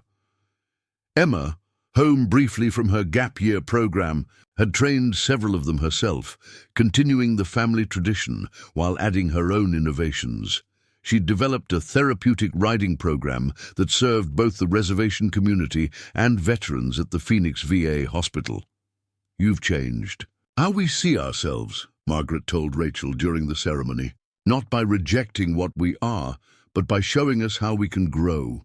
That evening, the extended family gathered at the main house for celebration. The solar panels had exceeded first-day production estimates, and already neighbors were asking about implementing similar systems. Rachel had begun compiling data for a grant proposal to replicate the project throughout the reservation. "Mama's phone won't stop buzzing," Benjamin observed from Emma's lap. "It's because Mama helps lots of people," Sophia explained, having absorbed the family's emphasis on community service. Emma grinned. "Mama's famous now." "Infamous is more like it," Rachel laughed. "Some people think I'm moving too fast with change." "Change moves whether we direct it or not," Joseph reminded her, echoing words his grandfather had often shared. "Better to guide it wisely than to stand in its path." Later that night, after the children were asleep and celebration guests had departed, Rachel and Joseph sat on their porch watching the stars. The solar system hummed quietly in the distance, storing energy for tomorrow's needs. "Sometimes I still can't believe this is real," Rachel admitted. "That night in the storm feels like someone else's life." "It was someone else's life," Joseph responded. "We've all become different people through what we've experienced together." "Better people?" "Different," he repeated carefully. "The desert doesn't make judgments about better or worse. It just shapes us to survive and thrive in specific conditions." Elena stirred in the baby monitor's speaker, letting out tiny sounds of awakening. Rachel moved to go to her, but Joseph touched her arm. "Can I tell you something? About that night we found you?" "Always." "I wasn't just hunting elk," he confessed. "I'd been riding for hours, wrestling with my own doubts about staying on the ranch, wondering if I was honoring my grandfather's memory or hiding from the larger world." Rachel turned to face him fully. "You never told me that. Finding you three in that storm, it answered my question. Sometimes our purpose reveals itself through serving others' needs." He smiled in the darkness. "You weren't the only one lost that night. But we found our way together." The next morning brought new challenges. A delegation from a major energy company arrived, interested in expanding solar development across the reservation. They'd heard about the ranch's successful integration of traditional values with modern technology. Rachel found herself negotiating complex contracts while ensuring the company understood and respected tribal sovereignty. The morning's meeting stretched past noon as she translated between corporate language and community needs. "Ms. Miller, I mean Mrs. Benelli," the lead executive corrected. "You've created something unique here. We want to replicate it extensively." "It's Mrs. Benelli Miller," Rachel corrected firmly, "and replication requires more than copying systems. It requires understanding culture." The negotiations continued over several days, with Rachel insisting on provisions for training local workers, respecting sacred sites, and ensuring profits directly benefited reservation communities. The energy company initially balked at her conditions, but gradually recognized their value in creating sustainable partnerships. During a break in negotiations, Jackson, now 11 and showing Joseph's steady temperament, approached with news. "Dad sent me to tell you, there's someone by your old car." The car that had stranded them that night still sat behind the workshop, preserved as both memorial and teaching tool. Jackson had recently begun restoring it as a mechanical project, with Joseph's guidance. When Rachel arrived, she found a woman standing by the car, accompanied by two children about the same age as Emma and Jackson had been during their own crisis. The woman's face held familiar desperation. "I'm sorry," the woman said. "I heard about this place, about how you help people. My car broke down 20 miles east. We've been sleeping in it for 2 days." Rachel's mind flashed back to her own terror, the suffocating helplessness. "I'm Claire," the woman continued. "These are my children, David and Luna. I thought maybe... I heard you offer shelter sometimes." "Always," Rachel said firmly. "Come, let's get you and your children fed and warm. We'll sort everything else after." As she led Claire and her children toward the main house, Rachel caught Joseph's eye. He nodded slightly, understanding passing between them without words. They would offer sanctuary just as the family had offered them. The cycle of help would continue. That evening, with Claire's children playing with the twins while Claire rested, Rachel reflected on how dramatically her perspective had shifted. Where once she would have seen taking in strangers as a burden, she now recognized it as both privilege and responsibility. "Will Claire stay like you did?" Emma asked. "Home for spring break and helping prepare dinner." "That's up to her," Rachel replied. "Everyone's journey is different. We just provide the safe space to figure it out." Later that week, as negotiations with the energy company concluded successfully, Rachel achieved a major milestone. The contract guaranteed job training for 200 tribal members, structured profit sharing with multiple reservation communities, and mandatory consultation with traditional knowledge holders on all projects. "You've learned to bridge two worlds," the company's CEO acknowledged during the signing ceremony. "That's a rare skill." "Not two worlds," Rachel corrected. "One world with many ways of seeing it." The success brought media attention. Journalists arrived to profile the Phoenix banker who became a reservation innovator. Rachel granted interviews, reluctantly, aware that external recognition could disrupt delicate community balances. During one interview, a reporter asked about her greatest achievement since arriving at the ranch. "That's easy," Rachel responded, "learning to ask for help and accept it gracefully. Everything else grew from that foundation." The documentary film crew captured their daily rhythms. Rachel teaching financial literacy workshops in the converted visitors' house, Joseph explaining sustainable land management to university students, the children switching seamlessly between English and Navajo during play. Margaret, featured prominently in the film, spoke about cultural evolution. Rachel came to us carrying a loss, but what she didn't realize was she also carried gifts. Change isn't what happens to culture, it's how culture continues. As spring deepened, Claire made her decision. Unlike Rachel, she chose to move on after 2 months, having reconnected with family in California, but she left transformed, with new confidence and practical skills learned from the community. "You saved us," she told Rachel at their farewell gathering. "We caught you when you fell," Rachel corrected. "You did the rest of the work yourself." The departure prompted reflection throughout the family. Each person who passed through their lives left traces, just as they left traces on those they welcomed. That summer brought a milestone birthday for Margaret, her 85th. The celebration drew the largest gathering the ranch had seen, with relatives traveling from across the country. Rachel coordinated logistics that would have overwhelmed her 5 years ago, now moving through complexity with earned competence. During the ceremony, Margaret surprised everyone by presenting Rachel with an elaborate traditional jewelry piece. "This belonged to my grandmother," Margaret explained, as she fastened the silver and turquoise around Rachel's neck.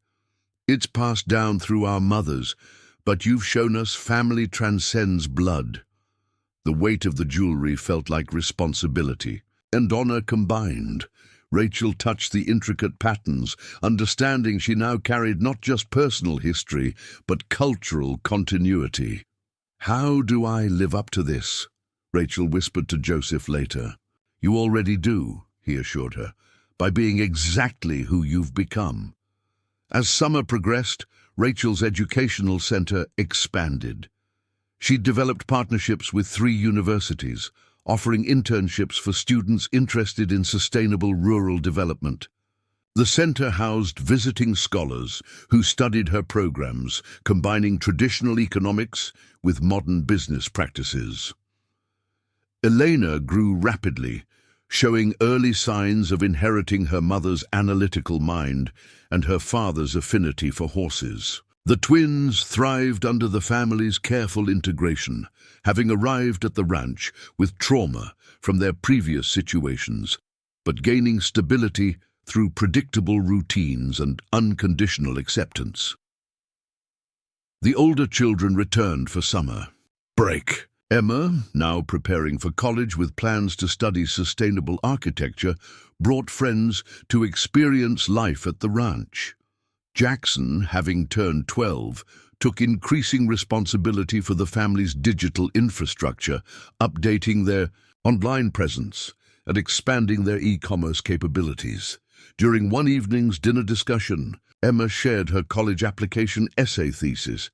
"Home isn't where you come from, it's where you choose to put down roots."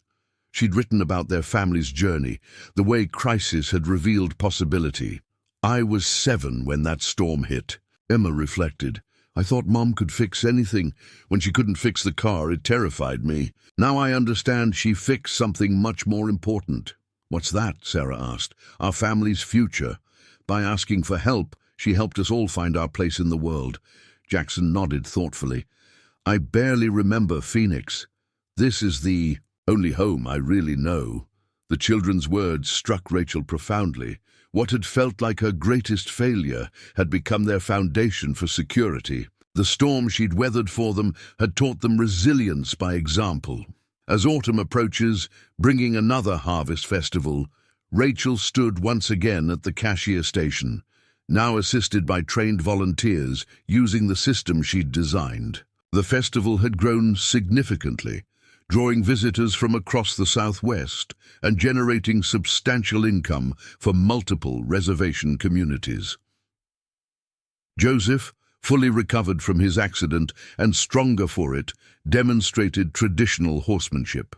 Alongside modern GPS tracking technology, Emma showcased her therapeutic riding program with a waiting list of participants from various backgrounds seeking healing through equine interaction.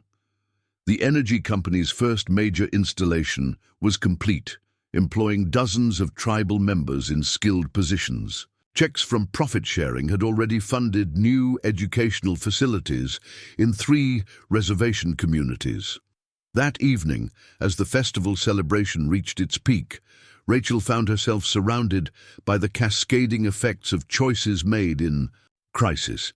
The ranch had evolved into something neither traditional nor purely modern, but uniquely itself, a living example of how adaptation preserves essence rather than destroying it. During the ceremony marking the festival's close, Margaret called Rachel forward. "5 harvests ago, the desert sent us a storm," she began. "Within that storm came 3 gifts, a woman's wisdom, a girl's creativity, and a boy's determination." The crowd included many faces Rachel now knew well, former students, business partners, families they'd sheltered, and individuals whose lives had intersected with theirs in meaningful ways. "The greatest gift the desert gives," Margaret continued, "is the reminder that we're stronger together than alone. Rachel Miller came to us frightened and desperate. Rachel Benali Miller stands here having helped reshape not just our ranch, but our community's future."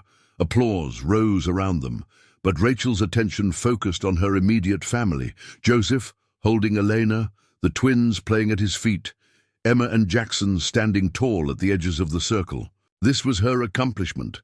Not the system she'd built or the contracts she'd negotiated, but the family she'd helped nurture. Later, as cleanup continued under desert starlight, Joseph found Rachel organizing the day's financial records. "Still working?" he teased gently. "Still learning," she corrected. "Every day teaches something new, such as, today I learned that home isn't a place you arrive at. It's what you build along the way, stone by stone, relationship by relationship. Joseph gathered her close. The desert gives us storms not to destroy us, but to remind us why we need shelter and each other. Above them, the Colorado plateaus. Infinite stars bore witness to stories ancient and new, traditional and innovative, individual and collective. The solar panels hummed quietly in the distance, storing energy harvested from the same sun that had illuminated their land for millennia. Rachel understood now that her journey hadn't been about escaping one life for another, but about discovering how multiple lives could weave together into something stronger than any could be alone. The storm that had threatened to break her had instead revealed her resilience, leading her to a community that taught her true strength grows from interdependence. As she looked across the ranch that had become home, Rachel saw not limitation but possibility. The desert's apparent harshness nurtured abundance for those who learned its patterns. Crisis hadn't ended her story, but had pivoted it toward greater meaning. 5 years ago, she'd been a stranger lost in a storm.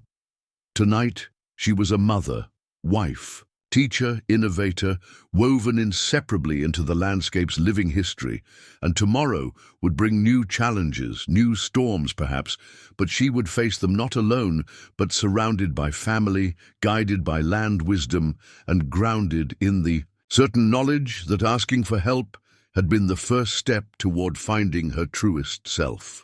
The desert wind sang gentle songs that night, carrying stories of transformation and belonging across the ancient land.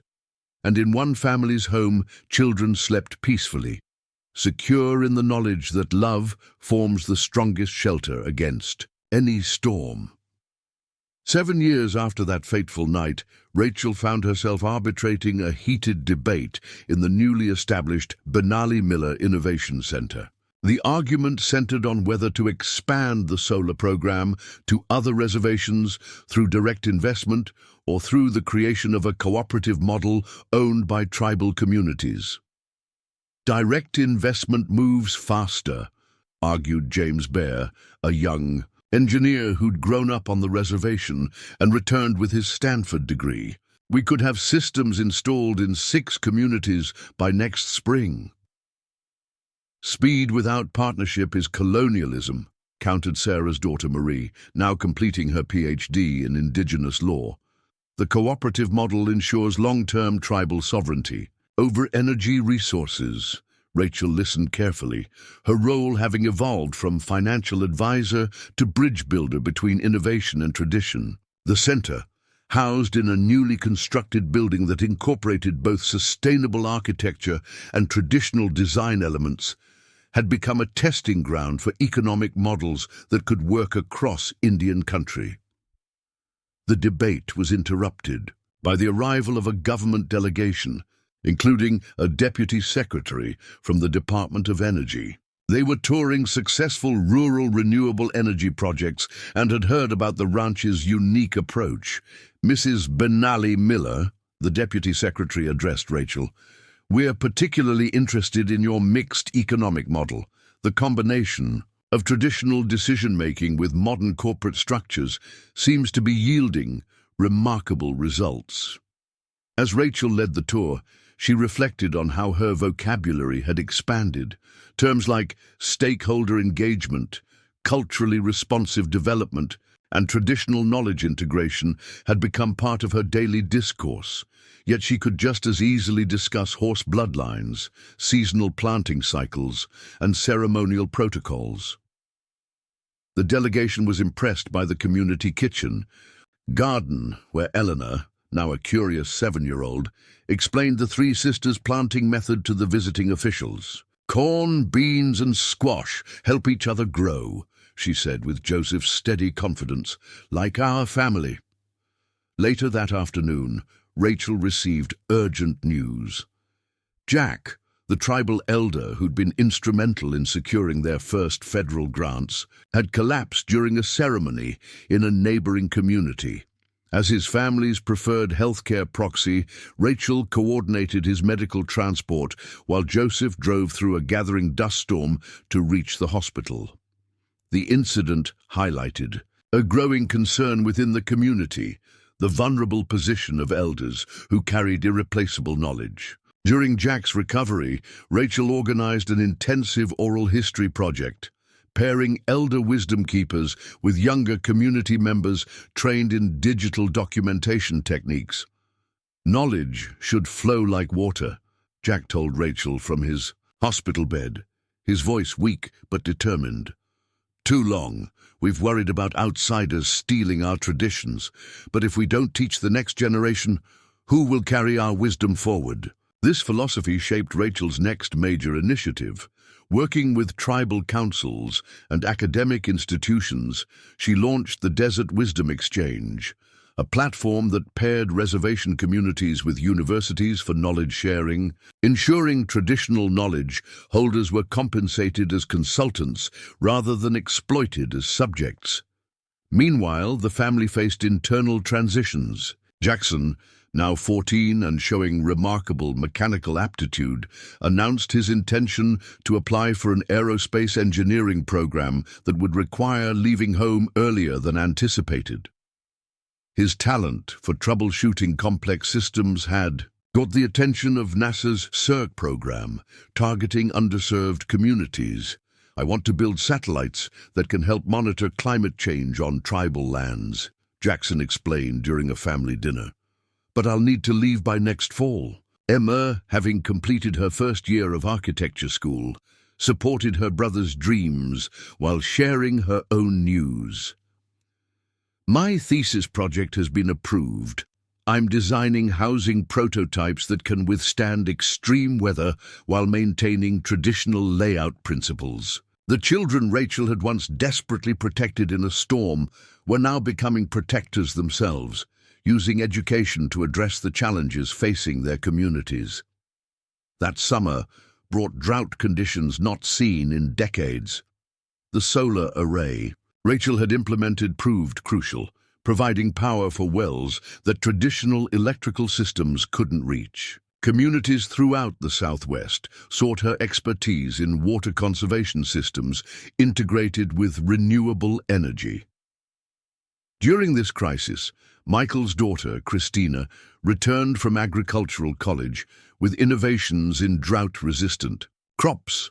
She worked with Margaret to identify heritage varieties that had survived previous dry periods, creating seed banks that preserved both genetic diversity and cultural knowledge. "My grandmother told me these seeds survived because they were tended with prayers," Christina explained to visiting agricultural scientists. "We can study their genetic makeup, but we can't separate their resilience from the cultural practices that preserved them." The drought also revealed unforeseen strengths in the systems Rachel had helped establish. The digital inventory system now tracked not just commercial goods, but community resources during emergencies. The educational center became a crisis coordination hub, with students using their technology skills to map water sources and distribute supplies. During this challenging period, Rachel discovered she was pregnant again. The news came as both joy and concern. At 38, this would be considered a high-risk pregnancy, and with the drought-straining resources, timing seemed problematic. "When did we ever have perfect timing for anything?" Joseph responded to her worries. "Our children arrive when they're meant to, whether through birth or circumstance." The pregnancy progressed well, though Rachel found herself delegating more responsibilities and trusting others to lead initiatives she'd previously managed directly. This shift revealed something profound about the organization she'd helped build. It no longer depended on any single person, but had developed its own sustainable ecosystem. By autumn, the drought broke with the most intense monsoon season. In a decade, floods threatened areas not adequately prepared. The ranch's emergency systems, developed through years of adaptation, proved invaluable. They coordinated rescue efforts, provided shelter, and shared knowledge about flood mitigation. "Your mother first came to us through a storm," Joseph told Elena and the twins as they watched rescue operations from the safety of their reinforced home. "Now our family helps others through storms. That's what it means to give back." During this monsoon season, an unexpected delegation arrived. The Phoenix banking firm that had once employed Rachel, now seeking her expertise for their corporate social responsibility program. They proposed a major investment in reservation-based financial literacy programs, with Rachel as the lead consultant. The meeting stirred complex emotions. The polished executives from her former life seemed from another universe compared to the woman she'd become. Yet Rachel recognized an opportunity to bridge that gap, to bring responsible financial resources to communities that had welcomed her. "I'll consider the position," Rachel told them, "but any program must be designed with indigenous input at every level, not just consultation after the fact." The bank agreed, recognizing that authentic engagement required surrendering some control. Rachel began designing a curriculum that respected both financial realities and cultural values, creating internship pipelines for tribal youth to enter finance careers while maintaining community connections. As winter settled in, Rachel's pregnancy advanced while external recognition continued growing. She was selected for the prestigious MacArthur Fellowship, an honor that came with a significant grant and considerable media attention. The foundation praised her work in creating economic models that honor traditional knowledge while embracing technological innovation. The fellowship brought resources for expansion, but also scrutiny. Overnight, Rachel found herself positioned as a spokesperson for Indigenous economic development, a role that felt simultaneously empowering and constraining. "Remember, you're still you," Margaret advised during one overwhelming period. "Recognition changes what people want from you, not who you are inside." The attention did enable larger projects. With fellowship funding, Rachel launched a mentorship network connecting Indigenous entrepreneurs across North America. The Desert Wisdom Exchange expanded to include Maori knowledge keepers from New Zealand and Aboriginal advisors from Australia, creating global dialogue about traditional ecological knowledge and modern sustainability. During her 8th month of pregnancy, Rachel received an urgent call from Washington. The Secretary of the Interior wanted to meet about potentially scaling her programs nationally through federal support. The opportunity was massive but complicated.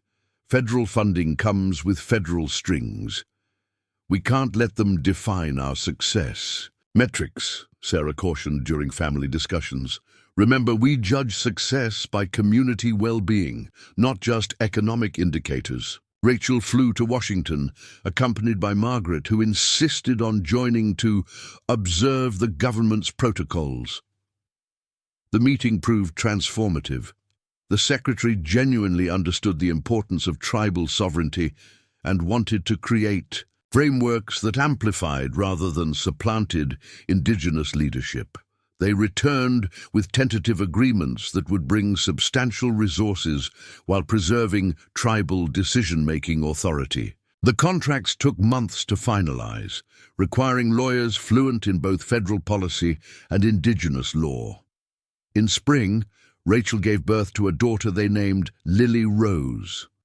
Her arrival during the season of renewal felt symbolic, new life emerging from the family structure they'd built through storms and struggles. 5 children, Emma marveled, holding her new sister.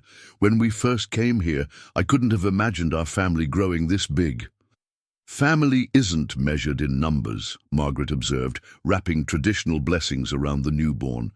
"It's measured in how much love can be shared." That summer brought celebration as Jackson prepared for his aerospace program. The entire community gathered for his send-off, acknowledging both his departure and his promise to return with skills that would benefit the land. Learn all they'll teach you, Michael addressed his nephew. But remember, the stars guide us home, whether we're here or 1,000 miles away.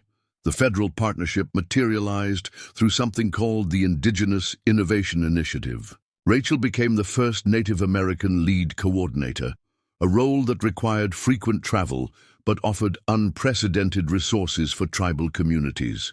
She established rotating leadership, ensuring the ranch's operations continued seamlessly during her absences. The systems she'd implemented had evolved beyond dependence on any individual, becoming truly community-owned infrastructures. During one pivotal Washington visit, Rachel testified before Congress about economic sovereignty on tribal lands. She shared the story of that night in the storm, how a crisis can reveal strengths we never knew we possessed. 7 years ago, I thought I'd lost everything, she told the assembled lawmakers. But sometimes, what looks like catastrophic loss is actually the universe creating space for something better. The storm that brought me to the reservation taught me that isolation is fatal, but community is resilient. Her words resonated beyond the hearing room. Video clips circulated widely, leading to more speaking invitations than she could accept. But Rachel had learned to navigate recognition without letting it define her. Fame is weather, Joseph reminded her, when opportunities threaten to overwhelm. It comes and goes. What matters is the ground we tend daily. Back home, tangible changes continued. Emma's architectural designs attracted national attention, particularly her modular housing concept that could be transported to remote areas and assembled using local labor and materials. Major construction firms expressed interest in licensing her innovations. The Desert Wisdom Exchange facilitated its first international program, bringing Navajo water management expertise to Australia during their severe drought. The ranch hosted Aboriginal delegations, creating unexpected synergies between desert peoples separated by oceans, but united by similar challenges. Christina's seed preservation project evolved into a genetic library, not just preserving varieties, but studying how traditional agricultural practices influenced plant resilience. Her work attracted grants from environmental foundations interested in how indigenous knowledge could address climate change.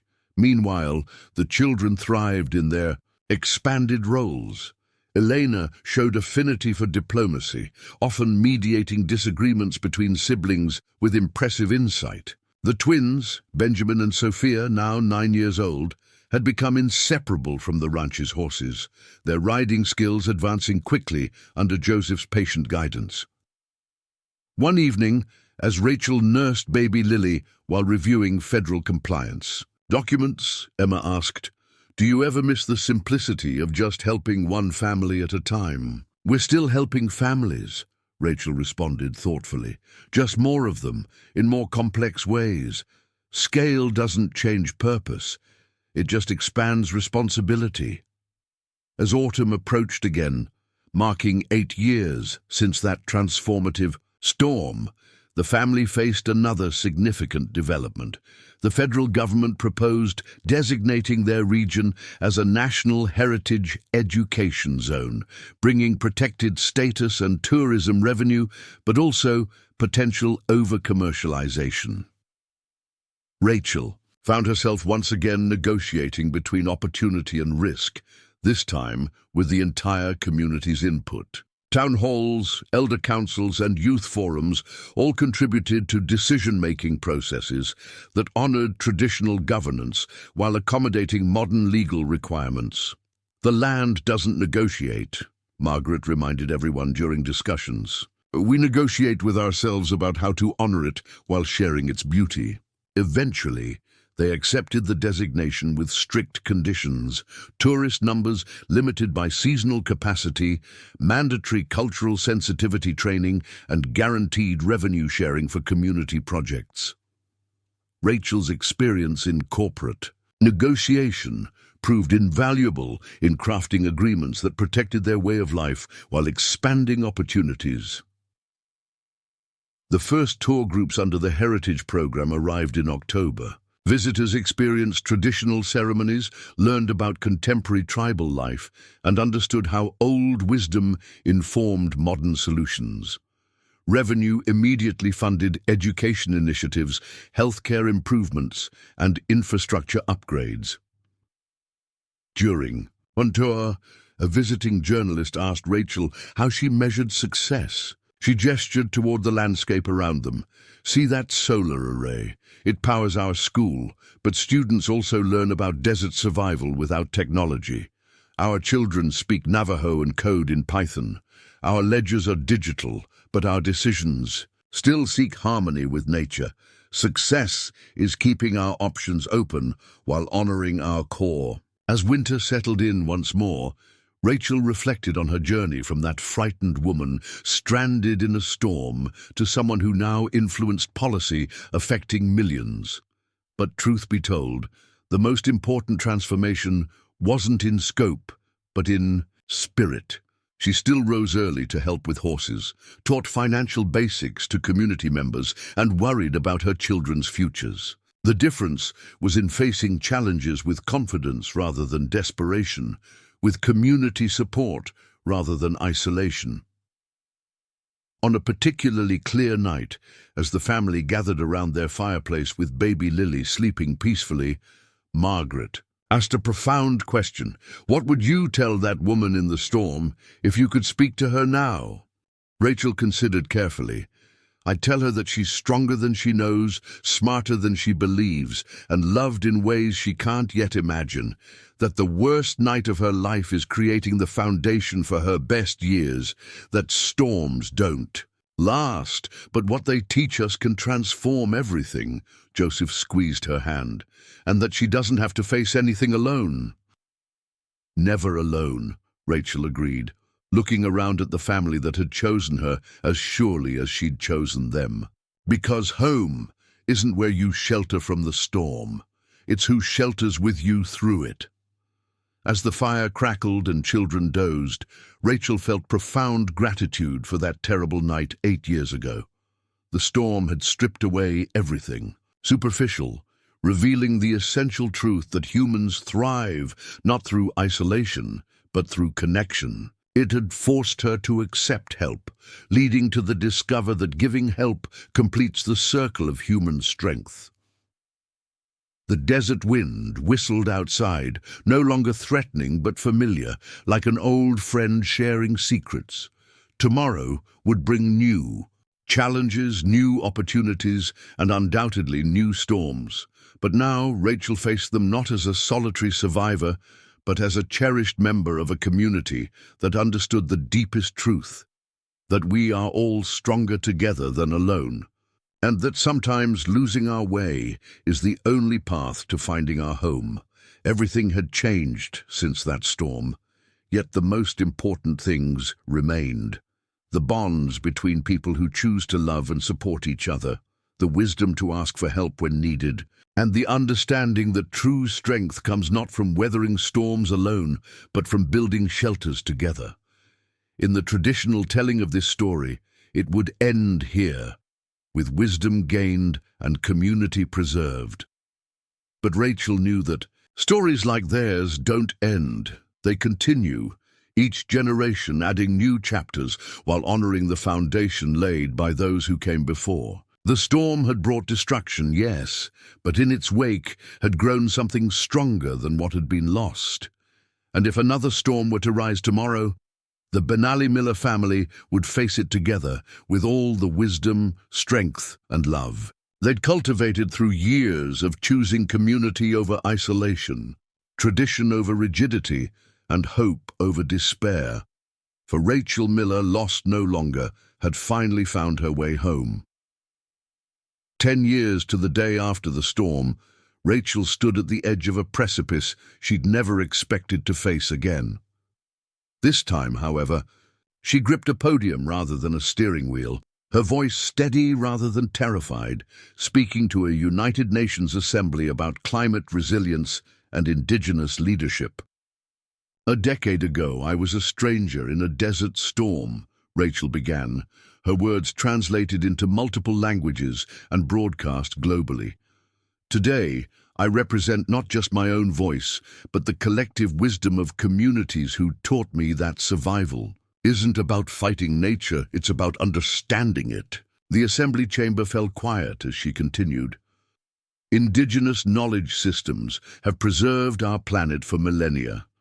Modern technology, when guided by traditional wisdom, rather than replacing it, creates solutions that honor both the earth and its people."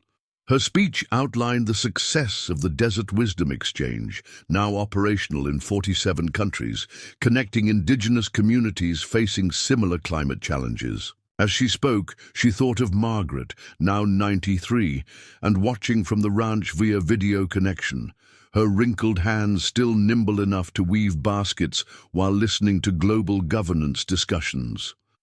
After the speech, Rachel's phone buzzed with a message from Joseph. "Elena just won the state science fair with her drought prediction algorithm. She says the UN is impressive, but wants to know if they'll bring solutions to real dirt." That evening, as Rachel walked through Manhattan streets to her hotel, she recognized the familiar sensation of displacement.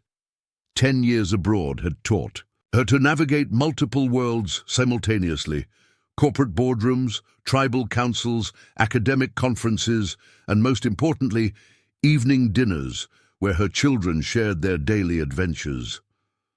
The next morning brought unexpected news. The Phoenix banking executives who'd first sought her consulting now wanted to acquire her financial literacy program outright, offering to create a foundation with Rachel as president.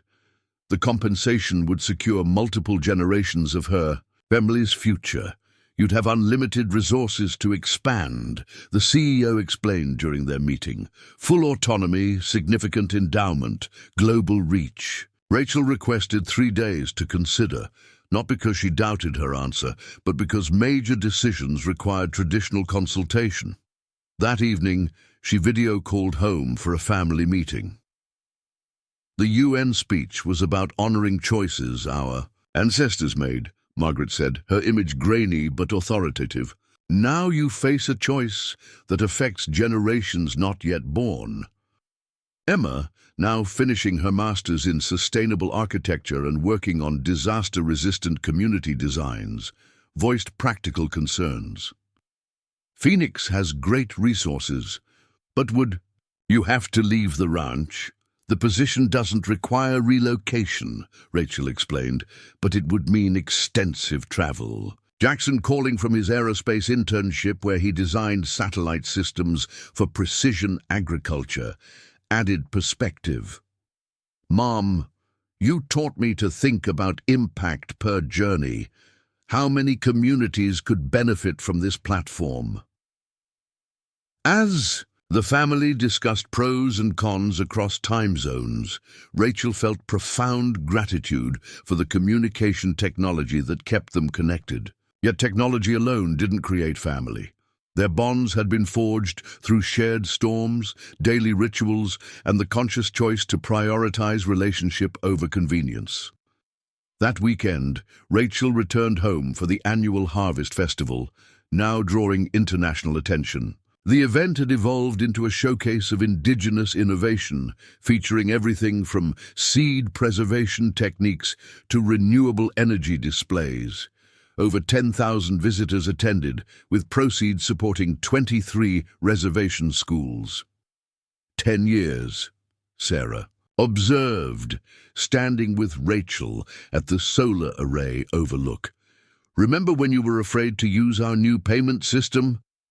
"I remember thinking I knew nothing useful," Rachel replied. "Turns out I just hadn't found where my knowledge belonged." During the closing ceremony, Margaret called Rachel forward. "You arrived through a storm that taught us to extend shelter to strangers. Tonight, you must choose whether to extend that shelter beyond what we can see." Rachel faced the crowd, recognizing faces from the Phoenix delegation mixed with students. From the education center, farmers implementing her cooperative models, and children who'd learned financial literacy through her bilingual programs. For 10 years, you've taught me that home extends beyond physical boundaries, Rachel began. Every initiative we've created returns value to this land. The foundation opportunity isn't about leaving, it's about expanding our capacity to help, while staying rooted in who we are. She'd made her decision. The family would accept the foundation offer with conditions ensuring tribal consultation on major decisions and guaranteed funding streams for reservation programs. Rachel would travel extensively, but maintain her primary residence at the ranch, using technology to bridge distances when necessary. The next months involved complex negotiations and transitions. The banking executives, having witnessed Rachel's community-centered approach, agreed to unprecedented provisions, granting tribal representatives board positions and veto power over culturally sensitive programs. Emma surprised everyone by requesting assignment to the Foundation's architecture division, proposing modular school designs that could be rapidly deployed to underserved indigenous communities. Her first project would replace flood-damaged buildings in her old Phoenix neighborhood. Jackson's satellite program received foundation funding to develop real-time environmental monitoring systems for tribal lands.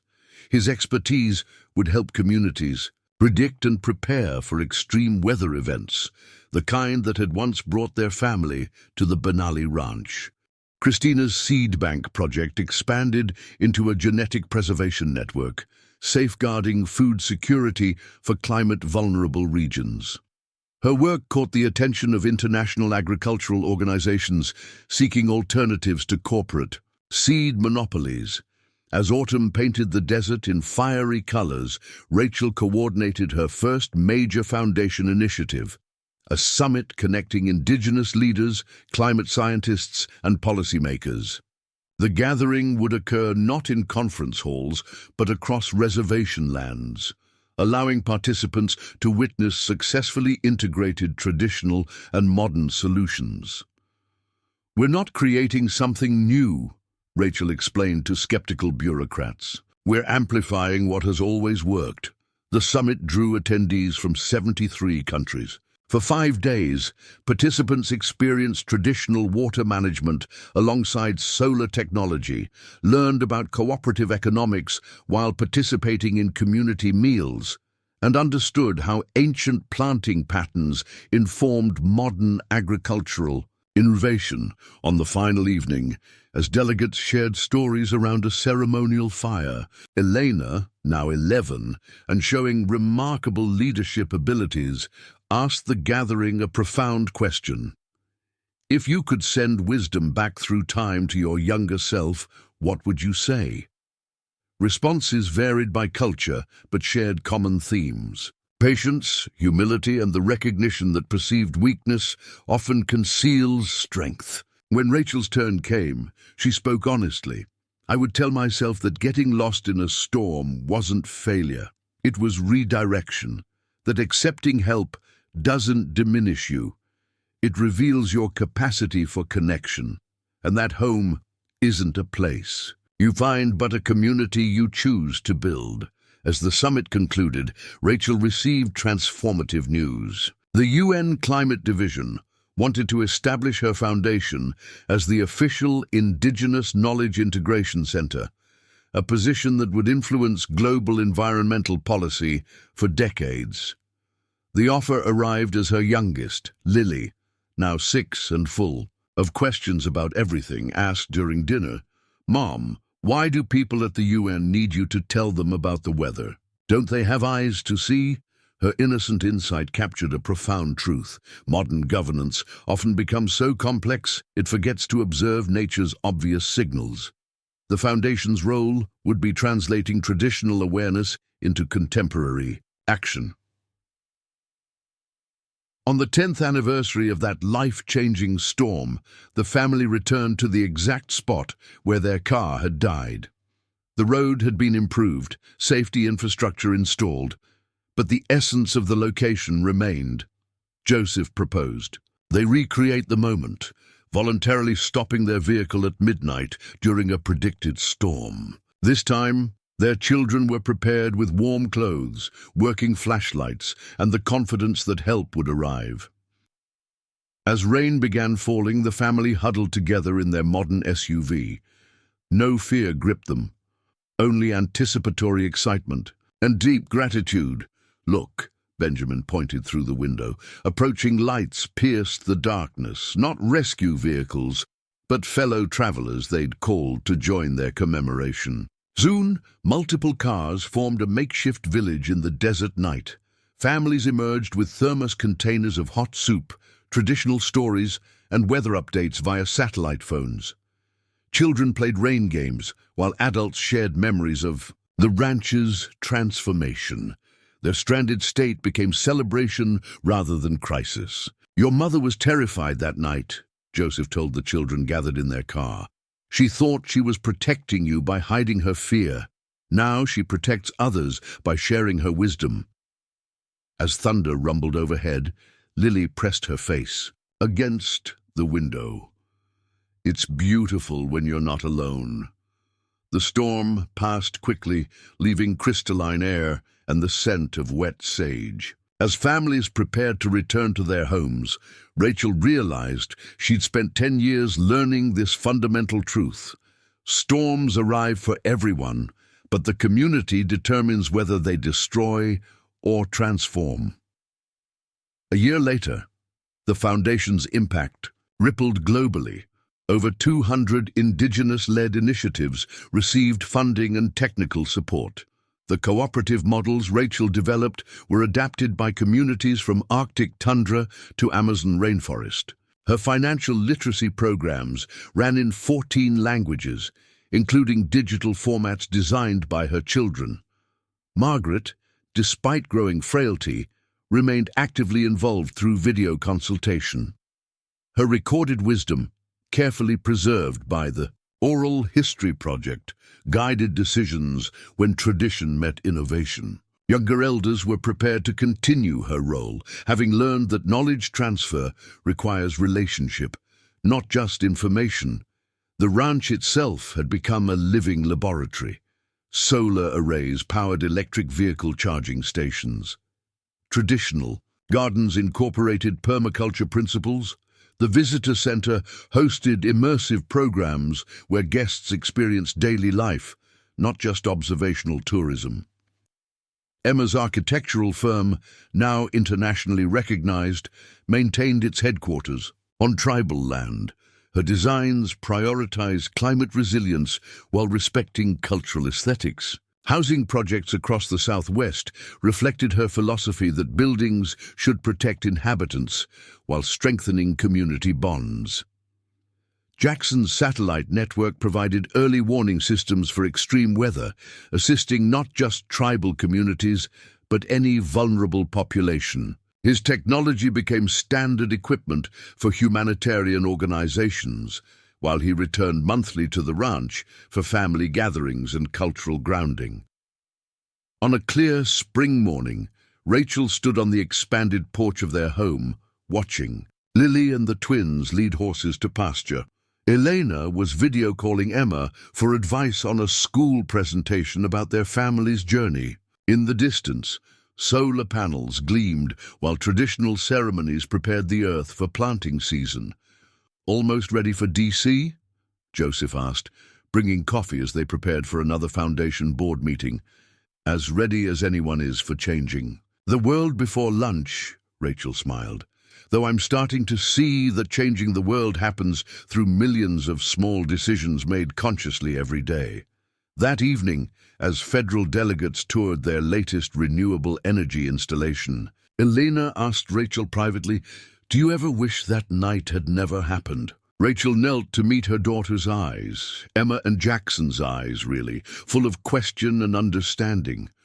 "That storm brought me to your father, to this family, to a life I couldn't have imagined.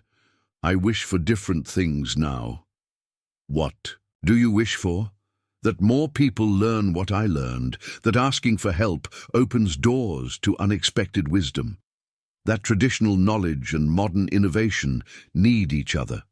That home is wherever you choose to plant love and let it grow. As sunset painted the desert landscape, Rachel reflected on her transformation. The frightened woman of 10 years ago had believed independence meant isolation. Today's Rachel understood that true independence comes from interdependence, the strength to ask for help and the wisdom to offer it. Their story had become larger than personal triumph. It demonstrated how crisis could catalyst connection, how strangers could become family, how traditional wisdom could illuminate modern challenges. Most importantly, it showed that home wasn't about returning to the start, but about choosing where and with whom to write new chapters. That night, as her family gathered for dinner, physical and virtual presence blending seamlessly, Rachel gave thanks not for avoiding storms, but for finding those who'd carry her through them. The desert had taught its lesson well. We are shaped by what challenges us, but defined by how we respond to those challenges together. Outside, stars emerged in the infinite desert sky. Coyotes sang their ancient songs while solar batteries stored tomorrow's energy, traditional songs mixed with children's laughter, creating the soundtrack of a life fully lived. Rachel closed her eyes, listening to the harmony of old and new, individual and community, past wisdom and future potential. 10 years after giving up hope in a storm, she'd discovered that hope wasn't something you found. It was something you created through choosing connection over isolation, gratitude over resentment, and growth over resignation.